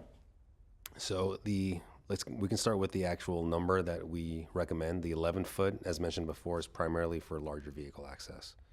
Anything smaller than that or more narrow is acceptable, but until a certain threshold. Generally, anything less than 10, we do not recommend as engineers. It just becomes too narrow, especially for, let's say, turning lanes. For right turn or left turn lanes, you want to make it as wide as possible to give, not as possible, but wide enough to make those turns. So what's considered substandard, generally, we don't design for anything less than 10 feet. There are conditions where it could go below that for certain segments or for certain types of roadways, but generally for your typical arterial or collector, that's the lane width.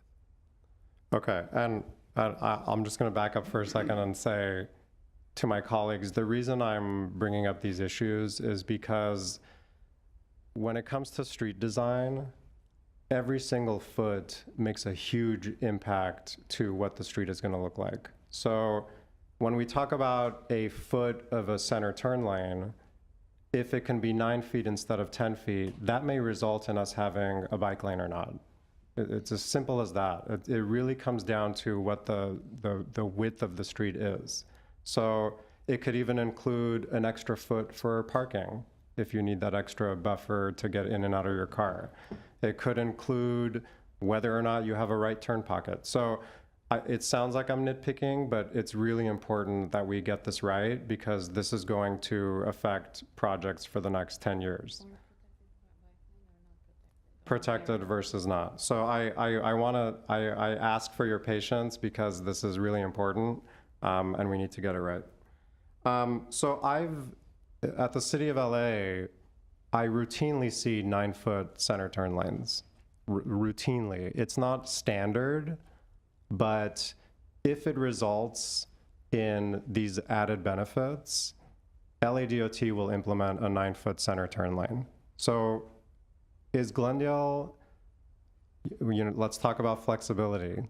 Is Glendale willing to get down to a 9-foot center turn lane in order to maximize safety benefit? So ultimately, I'll allow our principal traffic engineer to come up and also to give his comments. But ultimately, as indicated by staff, these are policy guidelines. At the end of the day, we recommend based on policy, right? But we're taking all the different factors into consideration when we're making these designs. So ultimately, in terms of what we recommend to council, it's based on past experience with projects, with street characteristics, with different elements, ultimately based on the policy. So as indicated by staff, we will work to be flexible, trying to meet the needs of the community or that segment. So to say that it's going to be rigid hardline, but this is the starting point. This is basically how we are going to evaluate projects. But ultimately, if from an engineering judgment standpoint, if it's determined that a 9-foot lane could work, we'll consider it. And that will be part of our discussion with the city council ultimately to approve these projects going forward. So this is really, like, as indicated by staff, this is our starting point based on our past experiences with the different studies that we have in place that are guiding this document. It is a draft document. Obviously, we're here to solicit feedback. Ultimately, it's the council's decision in terms of what they want, but the feedback that we're receiving from each of the commissioners tonight is obviously gonna give some discussion to the council as well. So with that, I'll pass it over to our principal traffic engineer. Well, I think Mr. Hernandez summed it up pretty well. What I'll add to that is your specific question was 9-foot center lanes or left turn lanes for safety. Of course, every project we encounter is case by case.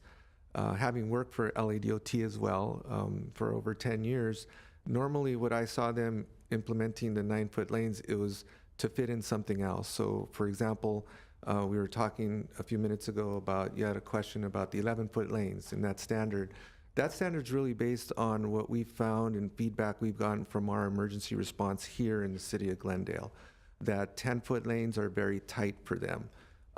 I've been a personal witness and met with them out in the field when we installed the slow street signs, as you may recall, when they had to actually stop a fire truck and have one of the engineers get out of the fire truck to help them guide through without knocking down the post or hitting a parked car.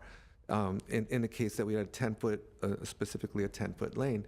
So that's where that standard comes from. So in a situation, if we have a street where we're balancing things and we're trying to fit in an 11-foot emergency response lane or a traffic lane, and we only have 9 feet to fit in a left turn lane, and we think that left turn is really, really necessary, then certainly we can consider that.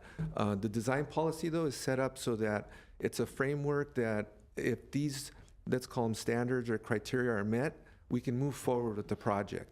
Of course, if we can't fit those in, that I'm sure there's going to be many cases, that's where it gets to what Mr. Hernandez mentioned, that we come before the TPC, we go before the city council on the community and specify that these are the lane widths, these are the compromises, these are the pros, these are the cons, and ultimately have TPC input, the community input, and city council direction. Great. So I guess what I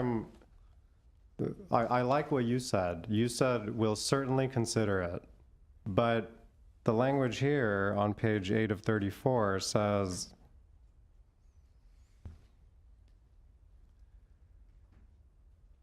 where does it say?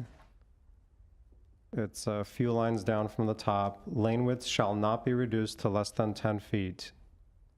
So I like what I'm hearing. I don't like what I'm reading. So if we can translate what you just said, that you will certainly consider it into this document, I will be much happier. And again, that reinforces the intent, which is that we want this to be a flexible document. And to be honest with you, I would rather hash this out now so that you're not having to come to TPC and tell us, oh, you know, we could add a bike lane here, but because it's substandard and doesn't fit our adopted design guidelines, we now have to come to you, we now have to go to the community. We got to do all this extra work to debate whether or not a center turn lane should be 9 feet or 10. So, I mean, this is the whole point, right? Like, we want to create a system that is more efficient and is less work for you, not more work for you. And if there's going to be so many conditions on our streets where we're deviating from these adopted guidelines, how much value have you put into the guidelines if it's not creating that much benefit for you as staff? So, so that's that about lane widths. And then there was one comment about it being 11 feet, and emergency response, totally get it. That makes sense to me. The only thing that doesn't make sense to me is, what about if a travel lane is next to a bike lane or a buffered bike lane, where the emergency responder, the fire truck, the ambulance, is naturally going to have that added at least 5 feet. If it's a buffered bike lane, 7 or 8 feet. So can it be where the design guideline states that if you're next to a bike lane, the travel lane can be 10 feet? Or even 9 feet? I have seen, again, LADOT has done 9-foot turn lanes, right turn lanes. So can we add some flexibility to that language? You can consult with GFD if you need to, but as it's currently written, you would still be requiring an 11-foot lane next to 5 foot of empty space, because presumably the bicyclist is out of your way when the sirens are on. Yes, that's a great idea. And if you look at the matrix for the lane reduction, we do have a lot of asterisks and caveats. One of them specifically says study adjacent lane widths. So that could be added to for the 11-foot minimum and to indicate to consider the width of the adjacent bike lane and buffer lane. Okay, great. I would like to see it affirmatively in the guidelines rather than it being, I don't want to call it an afterthought, that's not fair, but an asterisk. Fair. Okay, bear with me, folks. Do you want to give me May I make a quick comment here? Yes. What works for LADOT doesn't necessarily mean it's going to work for Glendale. Correct. The dynamic is totally different. I mean, North Glendale project was a perfect example. The imposition that we put on them was, encountered the city, our constituents' opposition. We don't want to do that. And the fact is that if we say that we know what it is and this is how we want to do it without consulting our constituents, I don't think it's called for. We need to be able, I think the plan as it is set, I agree with you, there are some point of it that it needs to be readjusted. But I mean, if you're trying to implement something the way that we want it to be and not considering anybody else, to me, that is not correct. So just want to say that. But I appreciate your enthusiasm and you're very articulate. You've been through all of this facts and figures, which is greatly appreciated. But I'm just saying we need to be able to consider our constituents as well. And I think the plan, the policy that it's been set as it is, with our engineers, I think they've done a great job. There are some part of it that needs to be corrected. And I think the way that they set it up, it's going to eliminate the unnecessary implementing a plan that it's going to be taken out a few years back. There are plans that in 96, it was implemented in North Glendale in Verdugo, that it ended up having everybody come out and they spent $20 million and it just all scrapped out. Same thing happened in Montrose on the intersection. We did a crosswalk. People got upset and we took that down. North Brand Boulevard. So what we're trying to do is that if we get the implementation, if we get people's feedback and we understand exactly where we can draw the line that everybody can participate, then that's good. Other than that, it'll be the same story with North Brand Boulevard, Verdugo projects, all of these things that then you're going to have opposition against. I just wanted to add that. I'd like to hear you finish the comments. Great, thank you. And I don't think anything I've said contradicts what you just said. In fact, when I requested the lane reconfiguration guideline, my intent was that it would help identify and bolster the city's outreach efforts on these projects. So that was my intent, is that if we reach upper thresholds for ADT, then it triggers additional outreach opportunities for people to chime in on these projects. So I think we're saying the same thing. So I'll just move on, and I'm wrapping up more or less.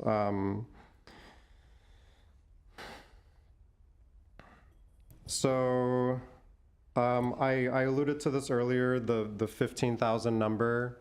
I'd like to reiterate that I would love to see a comparison of what other cities are doing. I did see that FHWA does recommend, or, as part of their education and awareness, they say that 20K is a number that they accept as possible lane reconfigurations under 20K. They're not prescriptive, they are flexible. And they say over 20K can be entertained, but obviously they'll have to do more research. So I'm curious where Glendale got the 15K and how it compares to all nearby cities. I already said how the 15 and over is not feasible language is not okay with me because that is not by definition flexible.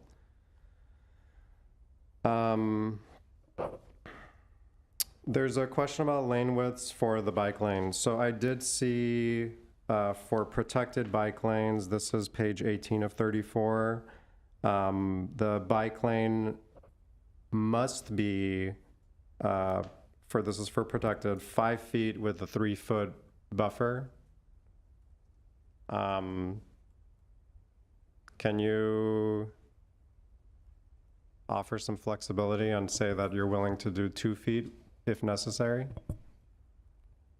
So I believe, and it might be an inconsistency with the text and the matrix, but the matrix does show a 5-foot, class 4, a 5-foot lane with a 2-foot buffer is feasible.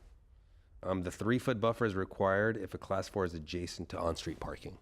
Maybe that's the figure or the dimension that you're referencing. There is no condition in which you can have a protected bike lane less than 8 feet. So I'm adding the 5 and the 3 together.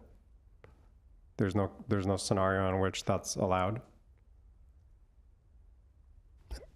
I believe a 5-foot bike lane plus a 2-foot buffer would be 7 feet in total, correct? Oh, yes. So Yes. 7 is acceptable. According to the matrix, yes. Oh, okay, Right. got it. So then there's some language in the document that's inconsistent with that. So We will I'd like correct to that. ask that be revised. And then minimum parking stall widths, you have 8 feet in your document. Again, in the city of LA, and I've seen it in other cities as well, we don't have to pick on LA, less than 8 feet. So can you talk to me about flexibility there? The goal is to attempt 8 feet wherever we can, wherever it's feasible. If there are certain sections of a roadway that we might need to reduce down to 7.5 feet per se, that might be an option, but generally, again, we don't want to list every single potential scenario here. We want to say that 8 feet is the feasible option moving forward. So just a follow-up question. What were the measures of the North Brand bike lanes? There was 7 feet, 7? 7 feet wide, yes. And Thank you.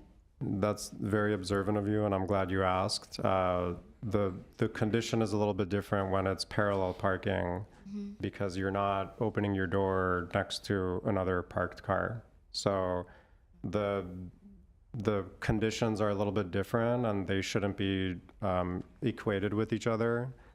But yes, I think everybody could agree that the parking stalls on Brand were not sufficient. Okay, that's another rub point for me is the document is very prescriptive about it being 8 feet. I think offering that flexibility within the document to say 8 is, at LADOT at work, we talk a lot about what is preferred. So you could say, for example, 8 feet is preferred, and we'll do 8 feet if there's room for it, but maybe we'll do 7.5 if that results in adding whatever it is that you're wanting to add on that street. Okay, almost done. I would like to hear feedback after your Great. comments. Oh, sure. Did you want to? No, I would like to hear feedback once you're done. Okay, great.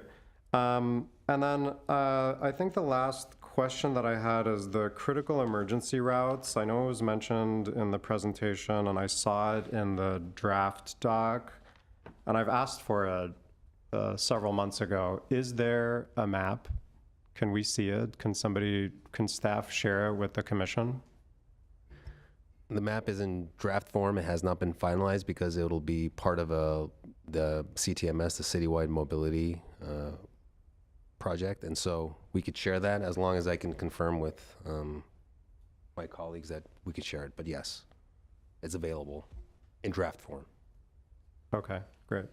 Okay, and then I already mentioned all the examples for which we might run into issues with the draft document as it relates to certain corridors in our city.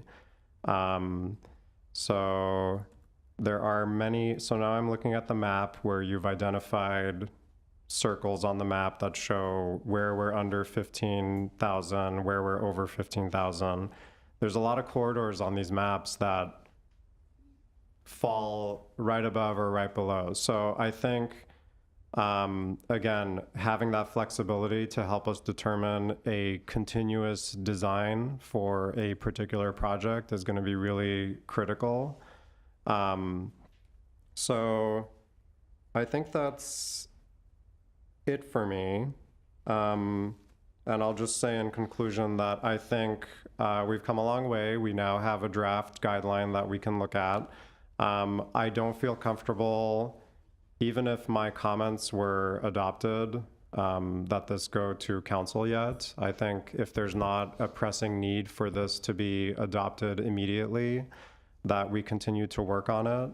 I would feel comfortable if this came back to the commission after our comments are incorporated, if appropriate, and after consultation with the planning department and the planners there for me to feel comfortable recommending something to council, which I take very seriously, especially when it comes to draft guidelines as it relates to safety. So that concludes my comments, and I thank you, colleagues and staff, for being patient with me. Thank you, Commissioner Bartoszov. Yeah, I truly appreciate your enthusiasm, input, and whole-hearted approach to the Glendale city's development, I'll say, put it this way. If anyone has comments, Commissioner Ordobagian, Commissioner Bonston, no more comments? Last thing is, we need to start somewhere. I think the policies and the presentation is a starting point, and it could always be adjusted as we move forward. So I'm a yes for this plan that you brought forth. So that's my 2 cents. The question that Commissioner Bartoszov asked, whether it's vital to have it approved today and presented to the council as soon as possible, or there is a room for modification and for it to come back to the commission. Is anyone able to answer the question? So we obviously brought this as a special meeting. So we have informed the city council that this draft's in works. So they're obviously eager to see the draft.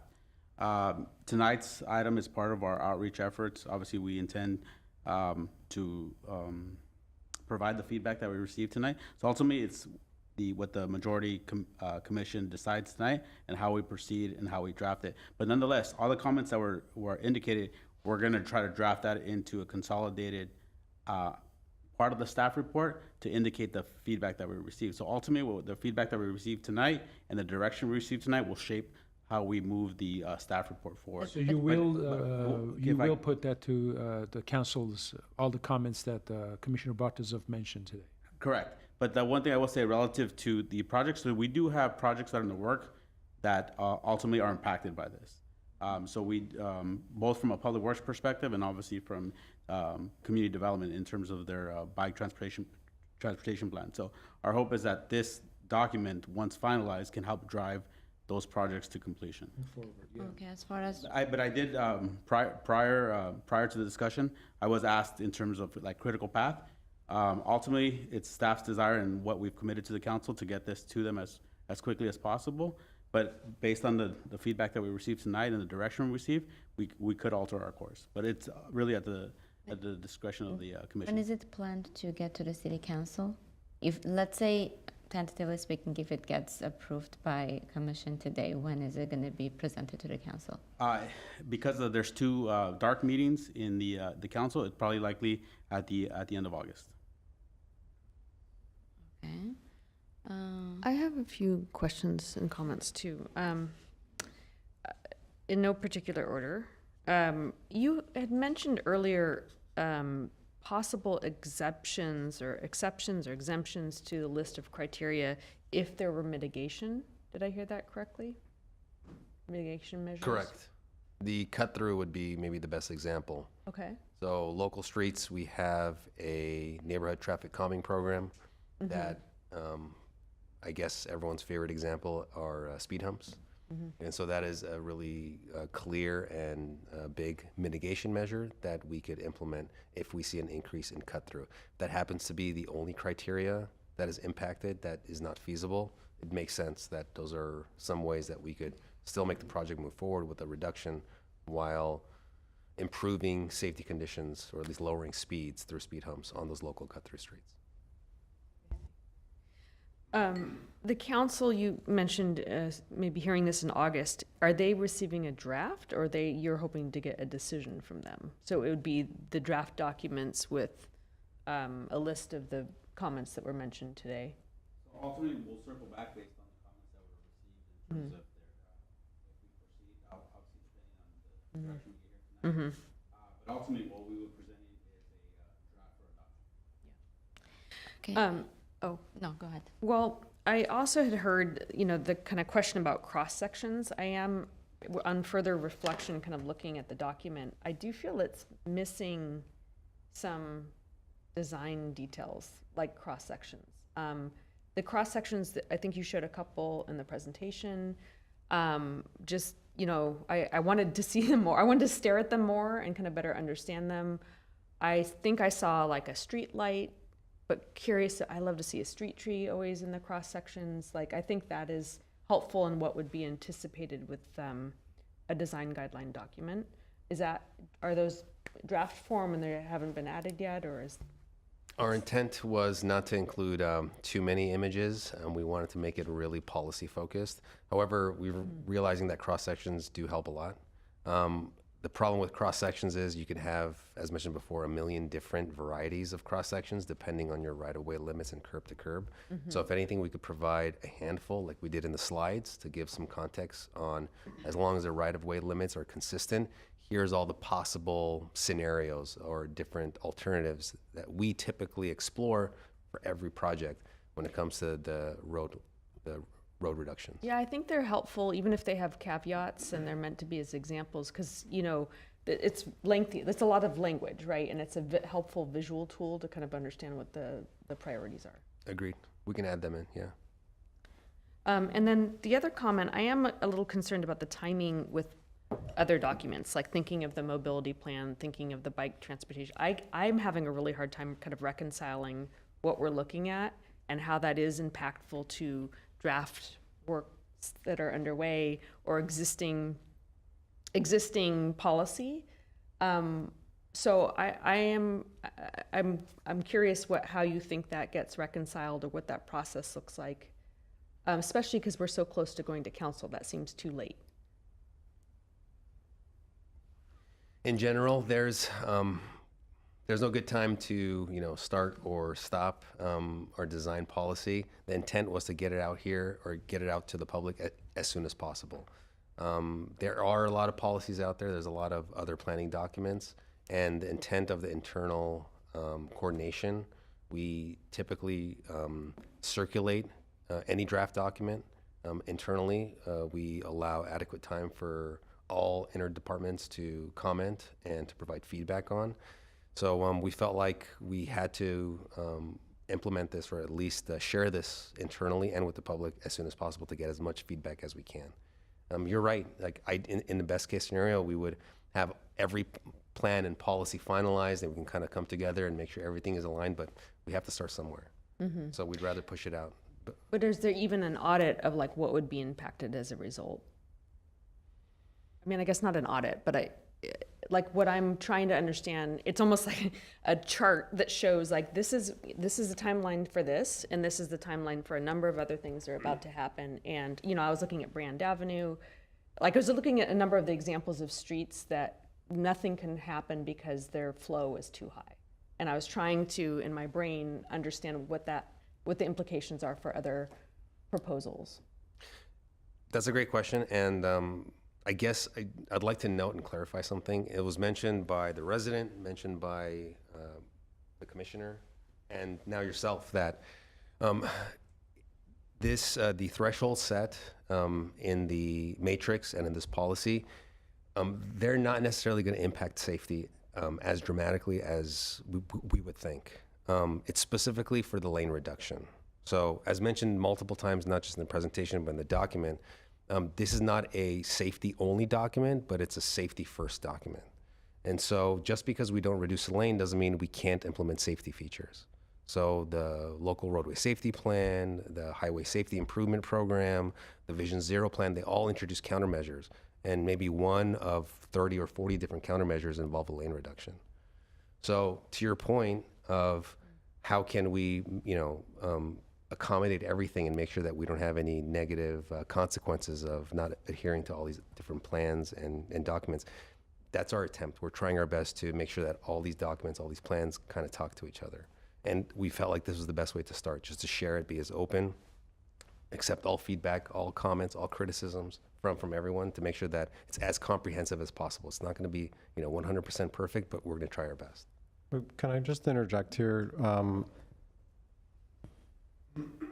A lane reconfiguration is one of the top ways to address a host of safety issues. So one example that just came to mind as we were talking about this is the Glen Oaks project between Brand and Geneva. So I'm looking at the table, and that segment of Glen Oaks is, of course, 16,000 ADT. Based on these guidelines, that project is out the window. And that is despite the fact that your guys' study showed that there would be a handful of seconds of delay, if I'm remembering correctly. I don't want to say zero, but it was pretty damn close to 0 seconds of delay. And just so you all know, the reason for that is because during peak hours, all those people that are trying to turn left, where there's an absence of a center turn lane, is essentially turning that corridor into a 2-lane road. So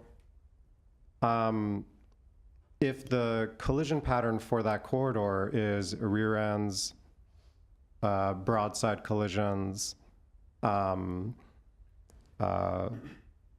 etc., the lane reconfiguration is the way to address those issues. There's no other, I'm a transportation planner. There are not many other ways to address those specific collision patterns.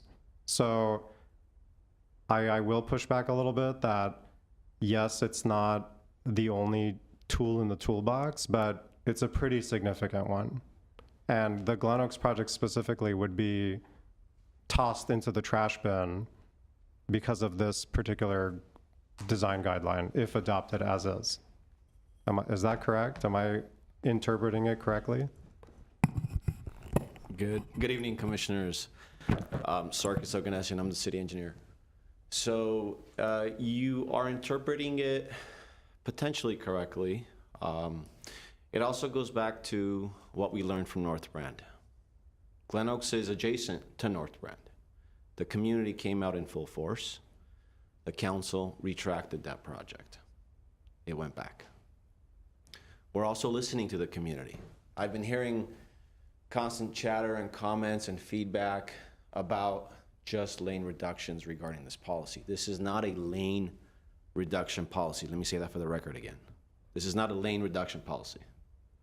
This is a roadway design policy. A lane reduction is one way of potentially reconfiguring the roadway to, yes, potentially make it safer. But at what cost? We're not putting costs to this. We're just listening to what we, as engineers, have delivered to the city, to the commission, to the council. And what we've heard is that some options, some alignments don't work. Some best practices have to become better practices. And so we're here trying to become better. And we're soliciting feedback from everybody involved, not just the commission, not just the commissioner, but everybody involved, as well as the council. It would be great if we had Commissioner Shabazian here, because Pasadena is one of the very few cities that actually has a policy that is close to the 15,000 ADT that we developed. So we didn't pull that number out of somewhere. We pulled it out of practice. We pulled it out of Pasadena, who actually was willing to share that information. We also a consultant with the city of LA on their lane reductions policies. We were told it's in draft form. We were never sent a copy of that policy. In fact, the city of LA is not very forthcoming in sharing that information with us. So we would love to see an official copy of that adopted policy that the planners in the city of LA are using. We would love to see that. We've asked numerous times, over and over and over again. But I want to reiterate, this is the city of Glendale. I've been raised here. I went to school here. I'm raising my kids here. I work here. I'm the city engineer of this great city. And so I take pride in everything that we do, that our staff does. I take pride in all the policies that we have to work with. But a lot of those policies are at 50,000-foot level. Let's be honest about it. They don't give us shovel-ready recommendations. And as a city engineer, as a city of Glendale resident, as a taxpayer, we spend way too much money nowadays trying to get to the same solution. And oftentimes the recommendations say, at the expense of a travel lane or a parking lane, you need to install a bike lane, a buffered bike lane, a protected bike lane. Oftentimes they say churros are not ideal, but recommended. Well, the state of California acted on that with a recent assembly bill. Churros are pretty much out of the water for any speeds that are 30 miles per hour or less. That's the majority of our roadways. So we put our heads together, looking at all the policies that exist that are still in draft form, some of them are not finalized. And they're not finalized because of very important discussions like this. We're trying to take the politics out of politics. I'm gonna say it right now. We're trying to take the politics out of politics. There's one side that feels one way, there's another side that feels another way. We're engineers. We have a P stamp, we have a TE stamp, and we're here to do what is the best and ideal for our community, for the city of Glendale. I mean, the scientific survey was done for a reason, because there's this constant going back and forth, and we were left trying to figure out what to do. We were spending money only to put more money to reverse something. La Crescenta is a great example. La Crescenta has ADTs that are less than 15,000 vehicles per day. There was a lot of discussion. There was 12 community engagements. Not all of them were community meetings. We went back and forth. I've been in the city for 15 years. Come November, I've been working on that project specifically for 8 years. We've gone through 3 project managers. There you go. And I'm still here, and we're in construction. And yes, we went through a lot on that project, but that project had very good merits. Very, very good merits. And it meets all the criteria that are pretty much outlined in this policy. So we used La Crescenta as a guiding project because we invested 8 years of our time, and it gave us 8 years of experience, and this document is somewhat proof of that. We used North Brand, a recently completed project, and what we learned. North Brand wasn't designed with flaws in mind. North Brand was designed as a pilot. The 8-foot bike lanes were a result of technical advisory committees, community advisory committees, engineering recommendations, public feedback, council requests to make things bigger, wider, better. And we did all that. And we learned in the process. And we came back to council and we told them we believe, as a pilot project, what we should do next to make this project better, safer, more applicable to everybody. But the community cut through traffic, which was studied, surveyed, with actual hard fact data, showed that there was close to, I believe, a 40% cut through traffic. And the continuous emails, phone calls, messages that we received for the 8-month period ultimately culminated in the city council directing us, it wasn't our direction, our recommendations were actually to make some more improvements. But the community ultimately spoke, and we had to revert the project. The community also recently spoke in this 2025 survey. We're just taking into considerations the community, because that is our stakeholder, first and foremost. But we're also taking into account our professional experience, the professional input that we have of our commissioners, of our council, so that we can do things maybe once this time and not have to do them multiple times over. Because it's not fiscally sound and it's not fiscally responsible. And we are in a budget crisis. We've asked time and time again for funds to improve our roadways, and time again, those funds have been denied for other important reasons, not necessarily because they want to just deny us for our funds. So how are we here supposed to fix our roadways and create all these out-of-the-box ideas when we don't even have the funding to do it? So we're trying to be very responsible with what we have and what we can do in this great city of Glendale. So I've heard it time and time again. I just wanted to finally come up and clarify. This is a roadway design policy. It's not a lane reconfiguration guideline. It is a draft policy. So yes, we're here because it's a draft, and we're open to opinions. We're open to feedback. And ultimately, what we decide as a Public Works Department to take to the City Council and what they ultimately decide to guide us will be their ultimate decision. But we will take everything that you've said into consideration professionally, and we will make any modifications that we believe need to be made that then will be presented fairly with the community's input, with our other internal stakeholders' input. We've done a project impact plan. Community development, who's here, has provided us with some of their comments. The mobility element will provide all these beautiful cross sections that you want. That's what a circulation element, a mobility element document needs to do. Roadway design policy will provide examples, like Mr. Harmandayan showed you today, but it won't provide you everything, because it's just not feasible. We're trying to do what's feasible here. And we're trying to get it done as soon as possible, not to rush it. But we often have what are called short-term, medium-term, long-term recommendations in all these plans. I think some of you here have also been part of those plans. So everyone's well aware of what these short-term, medium-term, and long-term plans call for. The bike plan, the ped plan, you name it. Short-term is in the very first couple of years, less than 5. Mid-term, 5 to 10, and long-term, 10 or more. It'll vary. Don't quote me on that, but that's pretty much the timeline.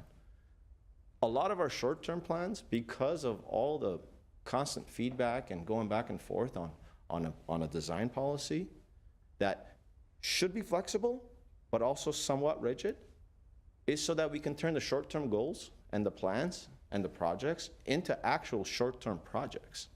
These short-terms are getting pushed out to medium-term, and we're seeing some of these medium-terms go to long-term. We want to deliver on these projects because these projects are essential to the community. Because then that plan's going to expire, and now you're going to have to do another plan. And that plan is going to say, oh, that short term is now another short term. But then realistically, we're not getting to those short terms, and we really want to get to those short terms. We're making a very concerted effort to get to that. And so that's why we're here, after seeing everything that we've seen and everything that we've taken into consideration, to come up with some type of shovel-ready, on the ground level, not a 50,000-foot level, idea, plan, way. Flexibility should be built into it. We do have flexibility built into it, not necessarily the way it's being read. We will go back and we'll reassess that. But that's pretty much the gist of it. This is a roadway design policy. Let's not get mixed over layman terms or any other terms of what it is. Thank you, Sarkis, for elaborating and for being so clear and articulate. With all respect to the entire effort that was put to come up with the plan, and my colleagues I understand the approach that Commissioner Ordobegian has, and also Commissioner Bartasov's feedback. I'm just going to ask one more question, and then we'll figure out how to proceed. Would city staff think that it's going to be too much if, let's say, asked to, we have a meeting in a month, which is going to be either beginning of, I'm going to ask it to be postponed, but let's see what happens, but either end of August or beginning of September. So would it be too much if we, let's say, potentially ask for the modified version to come back in a month before it goes to the city council? Because since there are two blackout days, and then city council is not going to be meeting anytime soon to review this, if there is a potential okay to proceed that way. So ultimately, it's really at the discretion of the commission. So if the commission chooses not to adopt, because that's what we're asking for the commission to make the motion to recommend that the city adopt this policy. So based on the feedback that we received and the direction we received, that's what will govern. So obviously, we'll come back as a staff, we'll listen to the comments that were being made, and the direction that we received from the commission. So as we indicated, we have told the council that this is coming back to them, but ultimately if the commission says, you know, because we have to be clear on what you guys want to see, because I know Commissioner Bartasov has provided a lot of comments. Obviously Commissioner Ordobegian has indicated that he's good with the policy with some minor, so ultimately it's really at the direction that we received from the commission. So I respect the viewpoints and the opinions and the comments that are being made, and I think we acknowledge that some of the comments are, you guys hit them right on the head, and we will look back professionally to see which comments, but ultimately, I mean, they're varying opinions of Yes, where you guys stand on this. So ultimately, it's the majority of the commission and how you guys would direct staff. I'd like to make a motion. Let me just make Ordobegian had a comment, a yeah. very quick comment. First of all, kudos to you, Sarkis. Your stock just went up 2 points in my book. So I just want to let you know, you guys are fantastic. You did a great job. And I agree with us being able to move forward and do things that really matter and will make a difference. So, and there's certain projects like the one on Glen Oaks Boulevard that goes from Geneva to Brand Boulevard. I don't think that's a feasible plan that it could be implemented. There's certain stuff. And having said that, I agree that different thoughts are good for us. And we can just use that, try to come to the best scenario. But the policies that you set in front of us, I think it's ready to go. We could do all the modifications, have all the recommendations being presented to the council. We should not be wasting any more time, and we should just go forward and try start doing things, as you mentioned earlier. I just wanted to say that. Thank you. Thank you. You wanted to make a motion. Yes. Go ahead.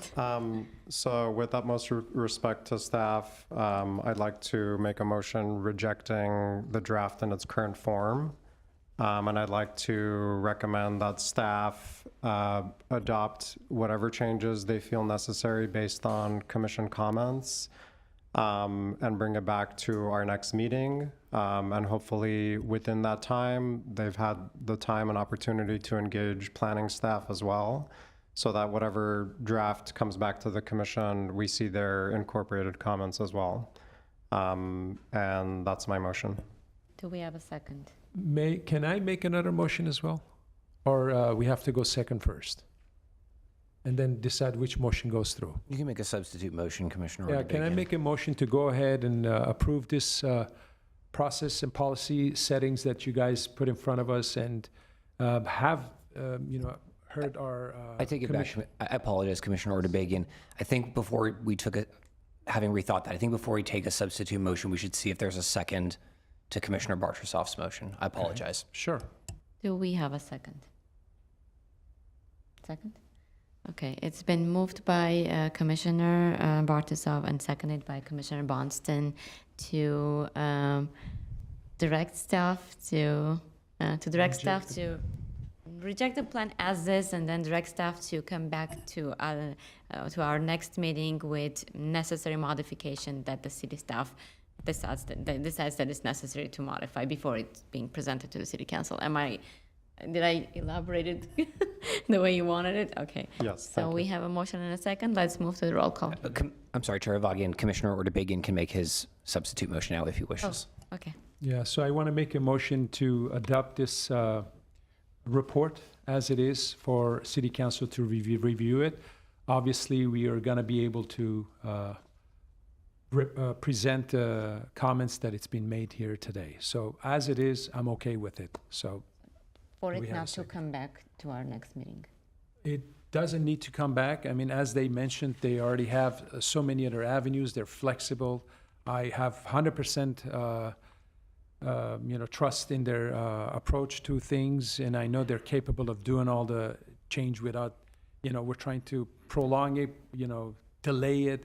We need to move forward. I think this is a good plan.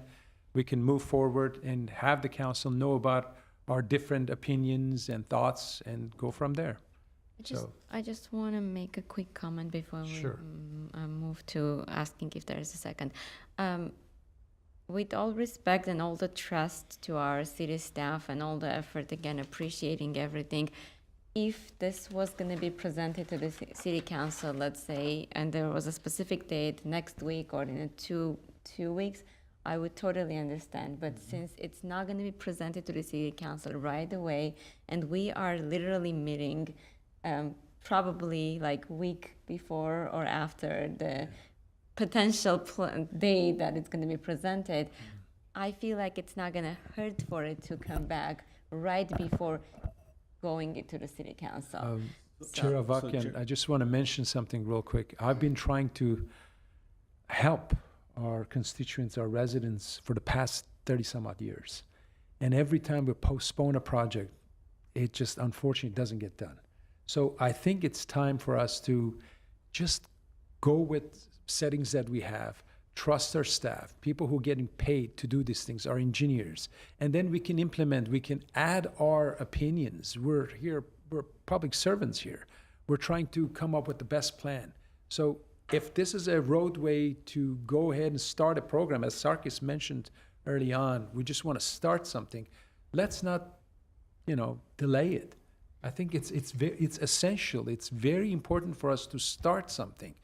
Delaying another month and then come back and delaying it again another month, and then it goes another year, another year, another year. I've been through so many of these. Believe me, this is what happens. So there is no perfection. We are trying to create this utopia and saying that this is the perfect scenario that we want. There is no perfect scenario. No one expects it to be There perfect. is no such thing. We need to start somewhere. And I think this is the way that they explained it. It was extremely articulate. I know there are flaws over here that some people don't like, some people like, but I think we're all adults here. We can come to a term saying that, okay, we can fix this, we can adjust this. This just the same way that our constituents, our residents came back and say, we do not like the Brand Boulevard plan. And we spent over $2 million there, and then we took it out. And there are so many other similar projects that we implemented, we took it down. All they're saying is that let's not do that. Let's just get a plan going forward. And that's not only because of the bike lanes or because of this or that, the other. We're trying to implement some safety measures. Let's start somewhere. And I think if they're willing, if the city's willing, let's go ahead and move on. Do that. Chair Avagian, I will just say, just based on the comment you said, staff will not have sufficient time from the TPC meeting to the city council meeting. Although it's the day before, the agenda's posted the Thursday before, and we wouldn't be able to incorporate any type of comments and to get that. So if it would be considered on August 25th, it would be further out into September for us to go before the city. We wouldn't have sufficient time to prepare the item for the city council's consideration on the next day. Logistically, it can be done. But let's be clear, management works with council to agendize items. Yes. If we are meeting on a certain day and we adopt a certain recommendation to council, the agendizing of that item will follow based on what management recommends. So if it's not the next day, which is obviously not practical, it could be the next week or the week after. So that's my exact point. So ultimately, I just wanted to clarify that point. there was a discussion about there's a meeting the following day. It's just logistically, it can't be done. There's a 72-hour Brown Act, I believe, that something needs to be published for people to view it. So it's 72 hours minimum. Okay. So I made a motion. I think we need to move forward. That's my motion, so we'll see if we get a second. Chair Vagian, before the commission ultimately does take action, and the motion is on the substitute motion is pending a second, but before you actually take action and call roll, there is one more public comment I wanted to call to your attention. Sure. And it does have to be taken before the committee acts. I have for agenda item number 7, not for, oh, we have a caller. Yes. Oh, okay, let's go ahead. Mayor Najarian, can you hear us? I sure can. Okay. Go ahead. You have 3 minutes. Hi, Council. I'm sorry. I mean, Commission. You seem to be acting like a council at this point. I definitely do not want any changes made to the staff's recommendation and report unless it comes from council. By no means is it proper for the Commission to direct staff to make changes to a report that council is going to see. So I ask you all to get a grip of yourselves. You have a certain role in this city. The role is to advise council. Now, if you want to advise us with the comments that I've heard, the extensive comments that I've heard, that's fine and dandy. But by no means am I going to entertain delaying this coming to council so staff can make your changes that we see. So let me just make that clear. I strongly recommend you take that into consideration before you go down this rabbit hole. And I hope you understand the point that I'm making. And I'm curious. I know I'm not the only city council member watching what you're doing. And I think we're going to have a little chat with the city manager, myself, perhaps the city attorney, as to what exactly went on this meeting. So that's my comments. Thank you very much.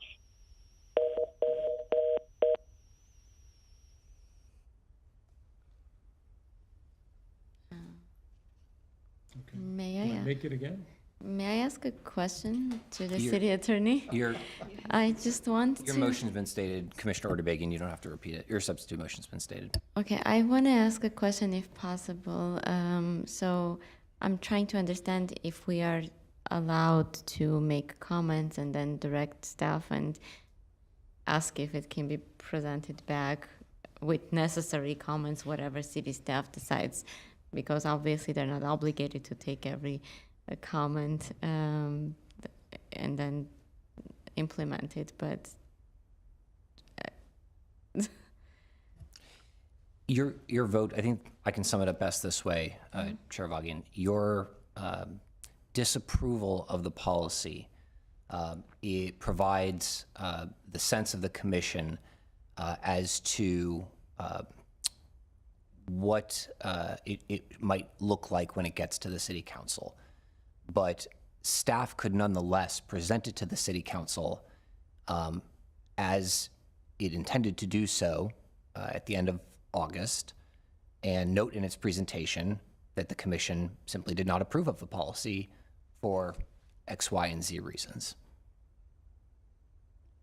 And to add to that point, in what was stated by the city attorney's office, that was the intention of the comment relative to outlining all of the commission's comment as part of the outreach that we're soliciting. Ultimately, as I indicated, it is really, we're receiving feedback from the commission, and that was staff's intention to solicit that feedback and ultimately provide that to the city council, which is what I said in my earlier comments. okay. So we have a motion and a second, and then we have a substitute motion, and then we have to see if there's a second, right? Yes. And then how does it work? Substitute If there motion, isn't- vote on the substitute motion will be taken before the vote on the original motion. If there is no second, then the substitute motion fails for lack of a second, and you would turn back to the original motion. Okay. Just need a second. Am I allowed to second it? You are allowed to second it, Chair Vagian. If you, for the technicality, you could pass the gavel for the purposes of doing that.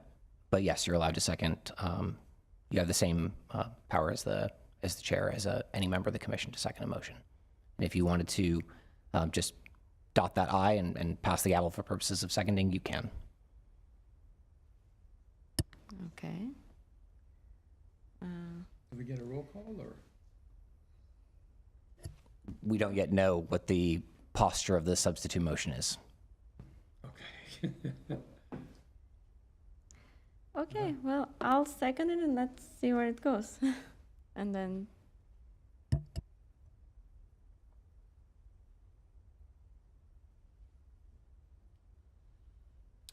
Commissioner Bartusoff, No. Commissioner Bonston, No? Commissioner Ordubegian, Yes. Chair Avagian. yes. Substitute motion fails for lack of a majority. Can I ask a clarifying question? So the substitute motion was to direct it to proceed to council as is, no changes, no consideration of No, comments. that was for, to present it with With our the comments. modification and comments, but right away to be presented to the city council versus coming back to Thank the commission. We want them to know our comments, but So now we vote just don't for want to the, delay it. so now we have a original motion to vote on. Yes. Okay, which is directing to the, so, hold on. What happened right now if this motion fails? What happens in that situation? Chair Vagian, you could entertain another motion. It could be a motion to simply note and file the document, or it could be some other motion. Note and file the report regarding the draft roadway design policy. That's one option. You could formulate another motion that differs from either the substitute or the original motion. May I make another motion saying that go with the plan as is and have our comments be presented to the council? Would that consider as another substitute motion?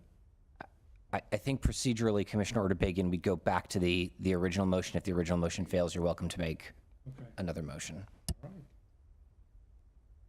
So can I just make a comment? Because we're here to give recommendation to the council and give our perspective. So with all respect, but I feel like that at this point, our feedback, I don't want to say that it's not as valued, but seems like it kind of getting on the way of the process going forward. That's what I felt after the Mayor Najarian's call. And I respect all the effort that the staff has put, respect the comments of my colleagues, Commissioner Bartusoff and Commissioner Ordubegian and Bonston. I don't want to be an obstacle of something happening, but at the same time, I want to be understand what we're doing here. Yes, we're presenting a feedback based on our own experience, our community, and I don't want to be uncomfortable sharing my opinion. Regardless of whether it comes back to us, I think I was pretty clear that since it seems like this is not going to be delaying it too further, my opinion was it wouldn't hurt too much if this comes back to the commission and we could see what other feedbacks had been implemented. Not only the commission, but you guys seem to be going to gather other feedbacks as well before our next meeting and before it gets presented to the council. So my opinion is that it's not gonna hurt because it's not gonna delay too much, like years, 2 years, especially 8 years, as Sarkis mentioned. Definitely. But at the same time, I don't want it to be an obstacle, which I wouldn't think in this case. So considering all the feedback that we gathered from here and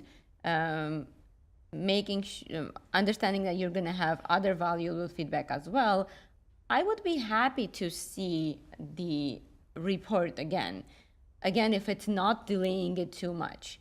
So regardless, it can work.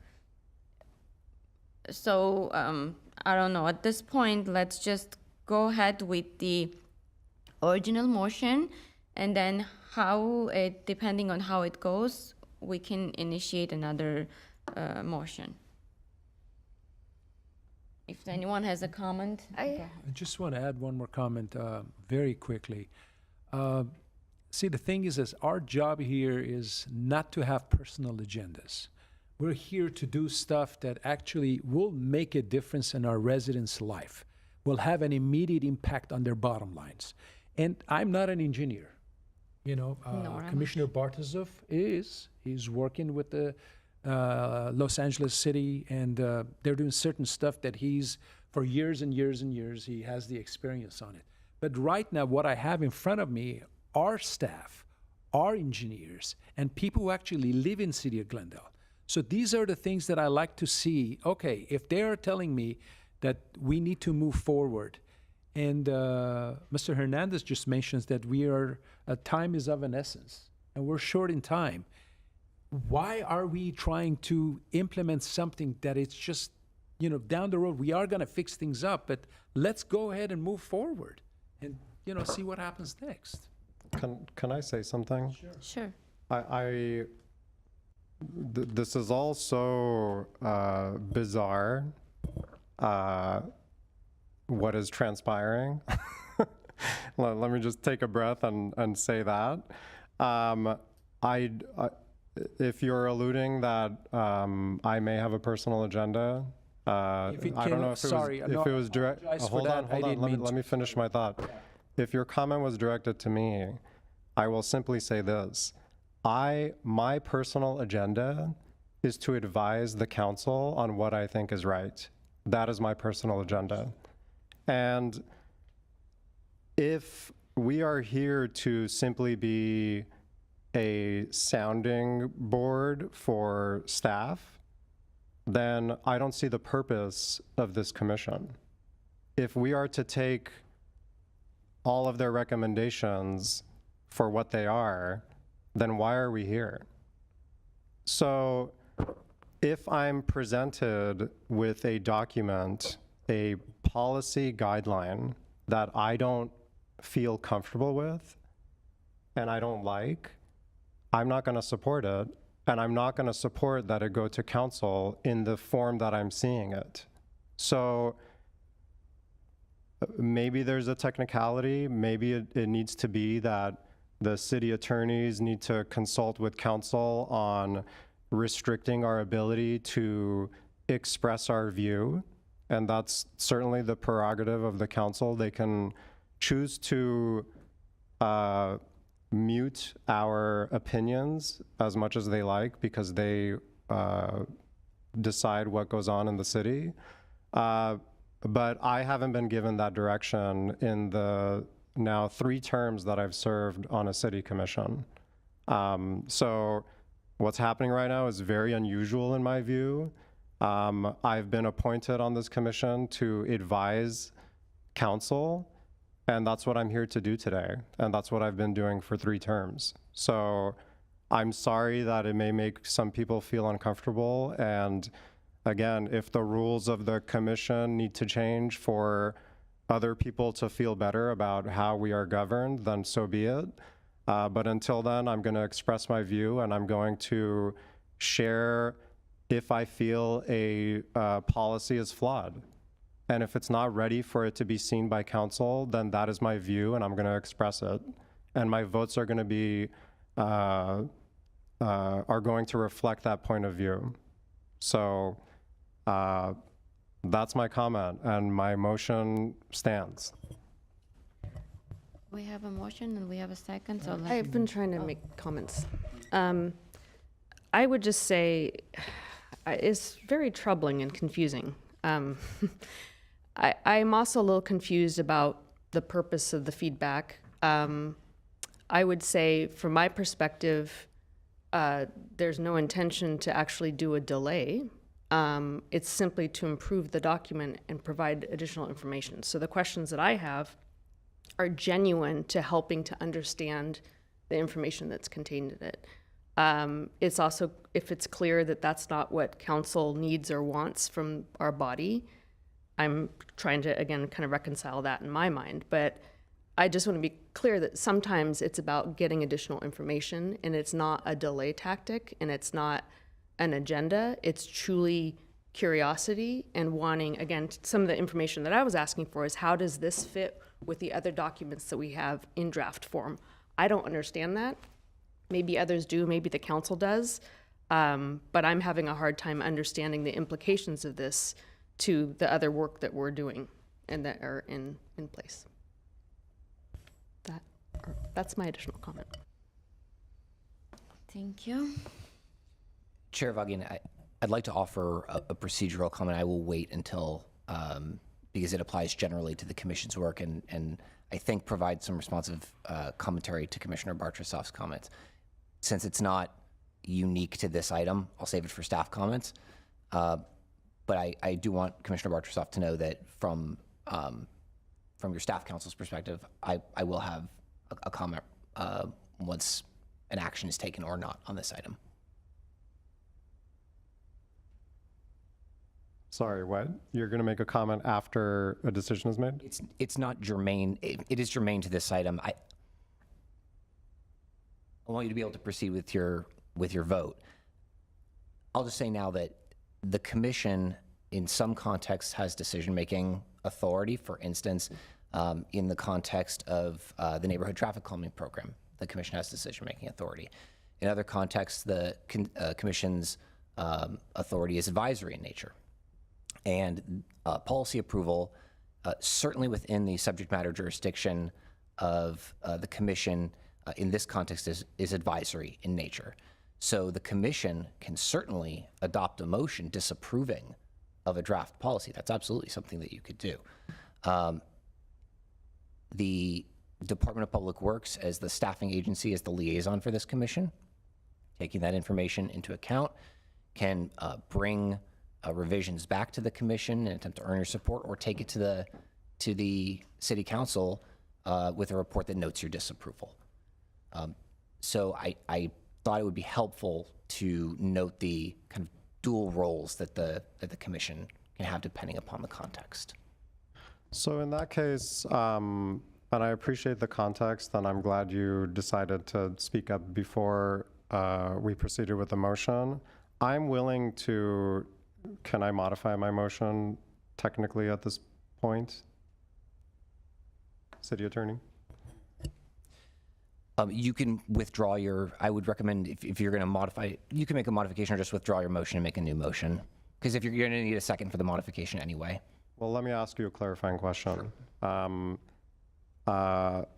I would be okay with sending or making a motion disapproving of the draft in its current form and asking that staff incorporate my comments as the reasoning for my disapproval. Is that an appropriate motion to make that would fall within our role as commissioners to advise council? You could, to state it back to make sure that I understand it, you can make a motion disapproving of the roadway design policy in its draft form, and that your motion, that the disapproval reflect the reasons that you've articulated in this meeting, and if you get a second and a majority, that would then become the consensus of the group.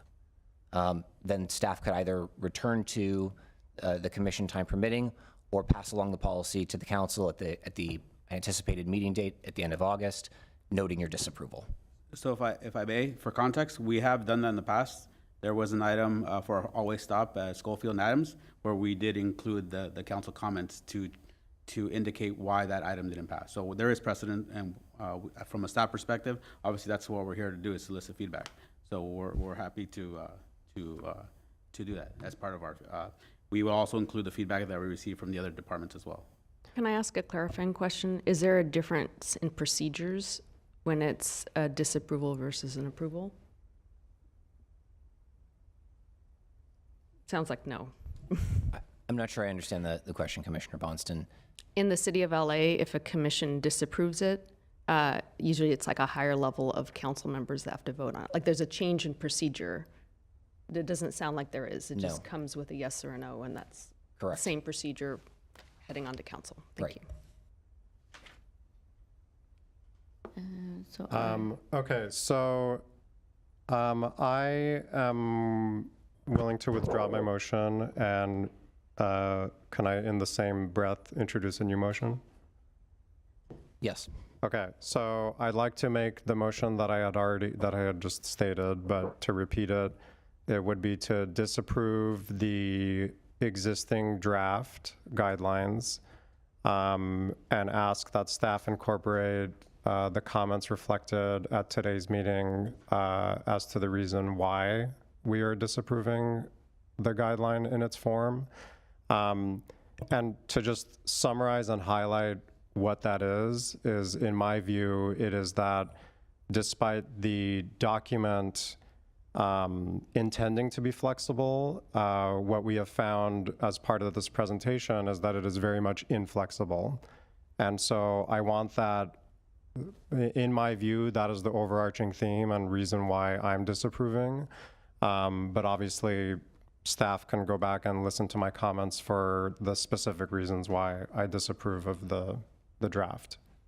So I will do that, but I will also say that with all due respect to Mayor Najarian, I think it would have been more helpful if we were approached in a slightly different tone, because we are all here as volunteers and we're doing our best to advise you, the council, and to work with staff to make this the best city it possibly can be.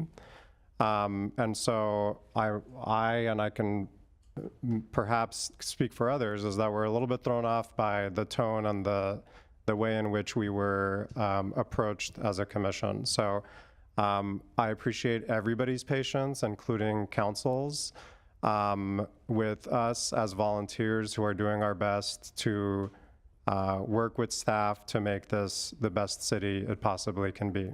Thank you. thank you, Commissioner Bartoszov.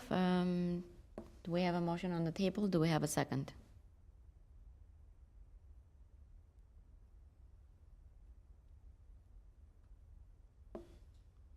No second? So just to repeat the motion, this was to present to the council with the recommendations that you've been. Refuse the current. It's a motion disapproving the existing draft form, and then I explained why. Completely disapprove. Oh. I do not accept the current form. Okay.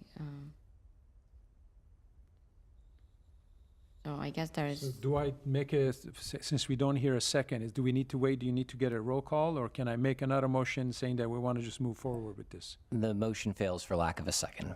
So there are no motions on the table, Commissioner Can Ortebagian. I make another motion again? Yes. Can I make a comment? Of course. I'm uncomfortable disapproving it.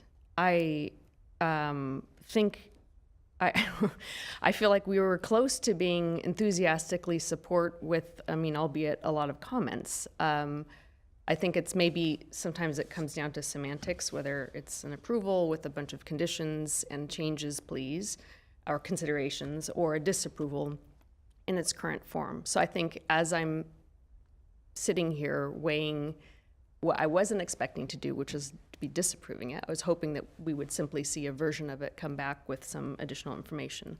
I just wanted to share. That feels like a level that I'm not comfortable going. But I still have concerns about it, and but also was optimistic about the direction that could be going, and overall think this is a great version of a document. We had been talking about wanting to establish a strategy and put something in writing that did have more predictability, so I appreciate that effort. So. Okay. Again, I'll make a motion to move forward with the presentation that we have, to go in front of the council. Having said that, We just want the council to be able to hear or watch this program we had today and find out what our comments were. So let the council be the decision-making factor in here with considering our comments here. So that's my motion. Okay, we have a motion on the table. Is there a second? Can I ask a clarifying question? Sure. So is your motion supporting, does your motion come with the support of the comments that were made? Or you kind of said it both ways. Are you saying that it should go forward as is and council, should they choose, could listen to our comments? What I'm trying to say is that I don't want to delay this proposal whatsoever. But you have made some valid points in here, some which I do agree, some I don't. Like, for example, the plan that you have for Geneva to Brand Boulevard, to me, there are a lot of apartment buildings that they put their trash cans outside in the street. If you put a bike lane in there, you're making basically, where are they going to put their trash cans? That wasn't in my motion. Well, one of the things that I'm just trying to say, just an example. But as far as getting the motion forward, is that they've already heard our comments. They know exactly what it is. And Mr. Hernandez says that they are going to see all the comments that we have made today. I just don't want to delay this process. I want it to go forward. I want the council to listen. And I'm sure as Mayor Najarian watched this session, other council members have already listened, our concerns or comments, what they are. So why are we delaying it? And the fact is that we all concerned that, hey, listen, we want to be able to do changes and, things that we can do later on. And, but we have to start somewhere. So the best scenario would be that let's move forward, approve this proposal, and then from that point on, council can listen to our comments. And then if there is any changes, they'll be the deciding factor in all of this. That's my motion. So I don't know if that's clear enough for you to be comfortable enough to feel that they are going to hear your comments. You've already made all those comments. And would they be considering the comments that you or I or Commissioner Boston or Commissioner Avakian mentioned? So leave the door open for them to make a determination on their own. Can I make a substitute motion? Not yet, Commissioner Bartusoff, because I haven't heard a second to okay. Commissioner Rotabegian's motion. Oh, sorry. So we're expecting a second, basically. If the motion is pending a second, if there is no second, then we go back to the drawing board for motions. All right, so we'll go back to drawing board. Do we have a second?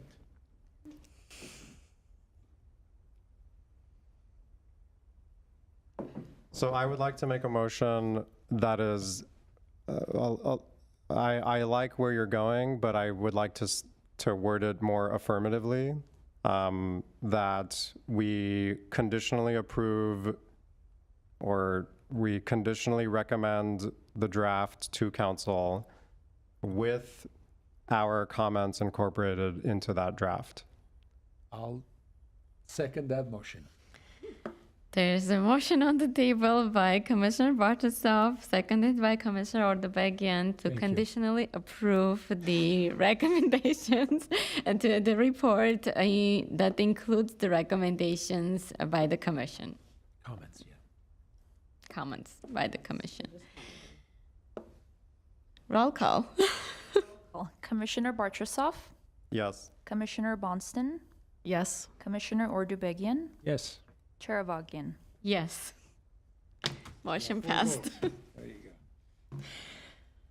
Okay. Thank you, staff.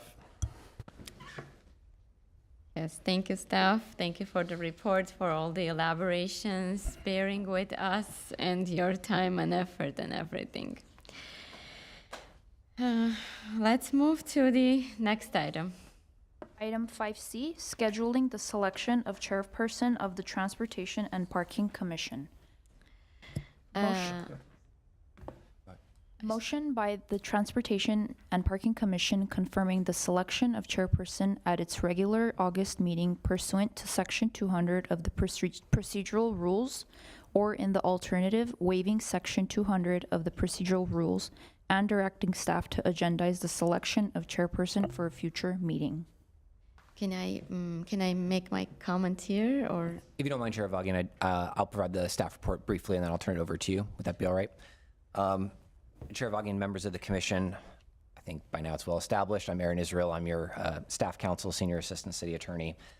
This item is before you because the procedural rules of the Transportation and Parking Commission provide that the annual selection of the chairperson of the Transportation and Parking Commission occur at the regular August meeting of the TPC.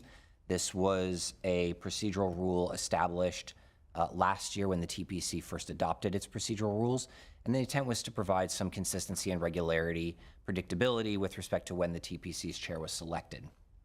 By ordinance, the TPC serves a fixed term, by ordinance, the TPC chair serves a fixed term of 1 year. Chair Avagian's term will conclude at the August regular meeting. The chair has informed staff that she will not be physically present for that meeting. So the purpose of this item is to determine whether the commission wishes to proceed with the selection of the chair in the absence of a full commission physically present. And if not, if the commission prefers to hold that meeting over, because the commission had adopted a resolution establishing that as the selection date, the commission would need to vote to waive that section of the procedural rules. I'm happy to answer any questions you may have, and I turn it over to Chair Vaughan. Thank you. Yes, I will be traveling to Armenia and will not be here in the country August 25. And I may sound sentimental, but I would like to be here physically to kind of pass the gavel to the new chair. And that is why I kindly ask you, if possible, to, if you're open and available, to move that August 25 meeting to September 8, which is the following week. Actually, the following week is Memorial Day, and I'm sure staff is not going to be working. So if we can change it to move it to the following week, which is September 8, so we can select the new chair. I'm okay with that. I'm okay with either way. It doesn't matter to me, but I think you've done a fantastic job. I'm proud of you, and I think everyone here is attests to that. So either way, whichever way you feel comfortable, if you feel that you want to be here, I'm okay to move it to September. But if it's going to create any kind of a cumbersome, any kind of a imposition for anybody, I don't mind it. Again, my appreciations. I'm just mentioning it to you. I think you did a fantastic job. Thank you. Either way you decide, that's fine with me. I agree. I think it's good to have the whole commission. Actually, last year when I was no longer chair, I was not at the meeting. So I'm so curious what the difference is this year. But I think it's a good conversation to have, and if possible, we have the whole board here. Thank you. So at this point, Chair Vaughan, members of the commission, we would just be looking for, as staff, we'd just be looking for a date when you would like to ask us to look to schedule the chair selection. What I heard, Chair Vaughan, is that you're looking for a special meeting. If you were going to put that date in your motion, my suggestion is that you do it contingent upon availability of a quorum, of staff, of the meeting room, and that otherwise it be held over to the next regular meeting of the TPC. Is it okay to do the next regular meeting? We don't have to do a special meeting. I don't know if that's possible or not. Can we just let her be another, Which is October 27. Is it okay or it's not possible? So the point that that's a great question, Commissioner Ortabagian. The point that Commissioner Bonston made is well taken, that as this commission is well aware, there's been a period of transition in your staff liaison and Director Hernandez, in your staff council, and in your secretary clerk.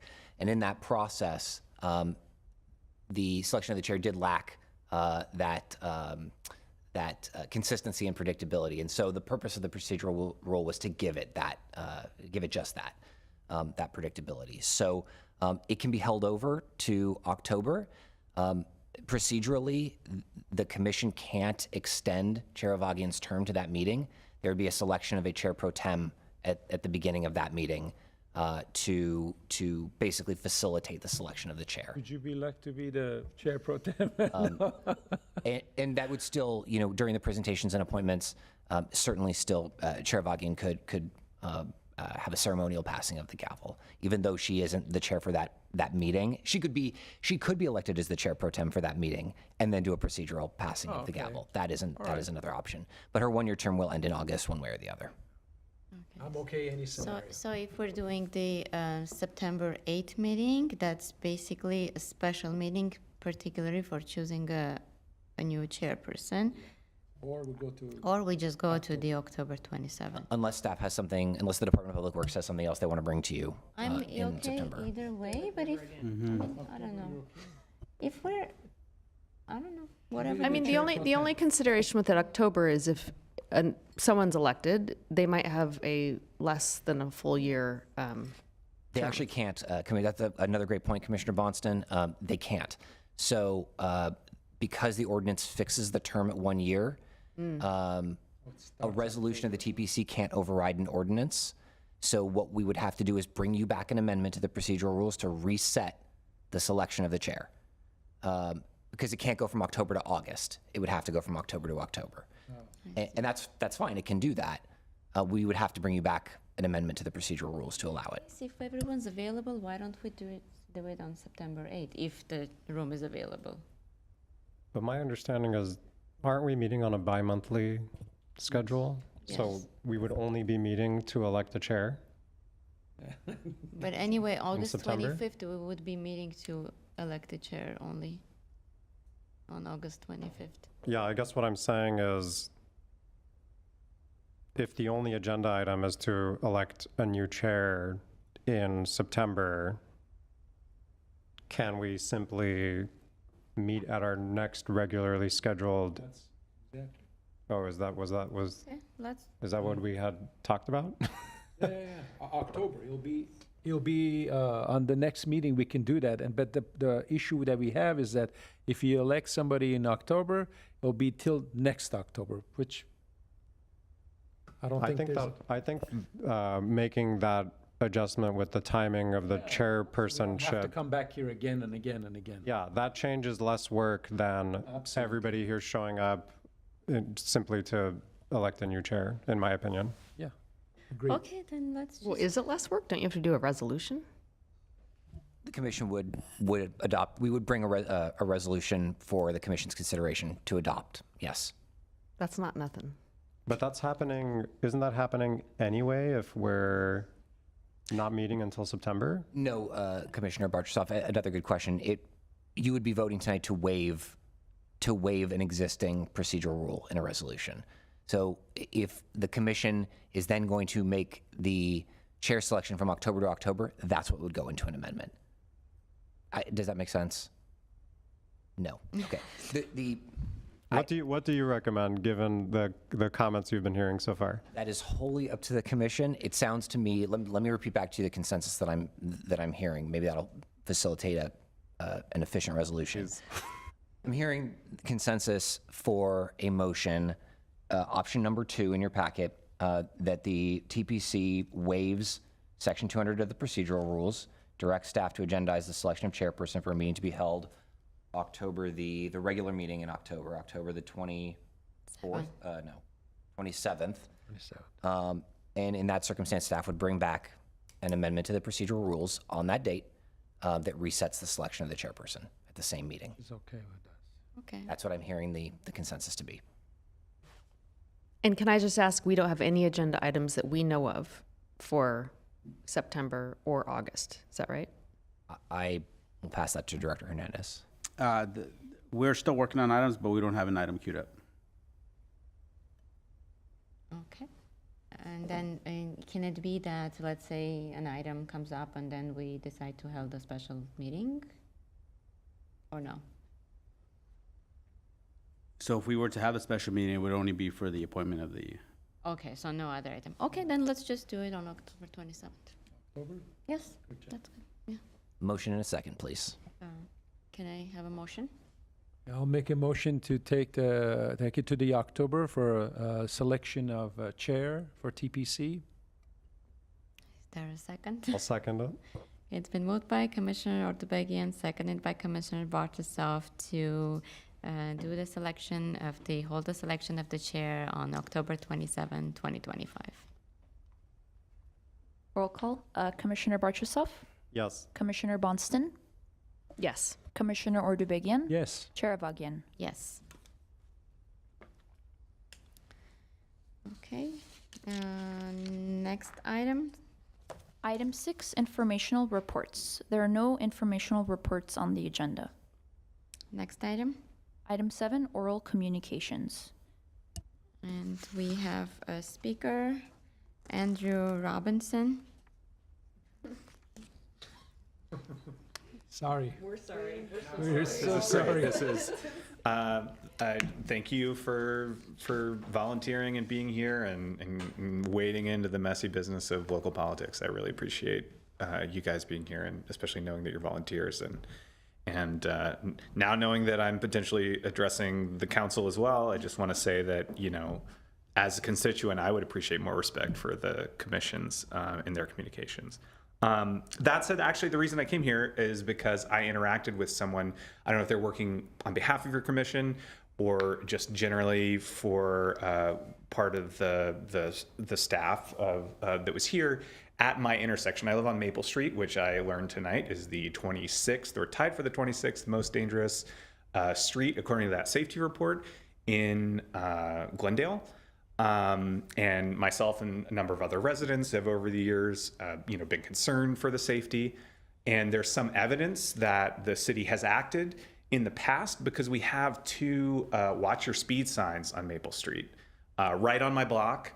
And frequently, I can tell you definitively that we frequently have people speed because I can look out my window, see that sign, and when they come whipping by, it's a neighborhood street. It's a 25-mile-per-hour street.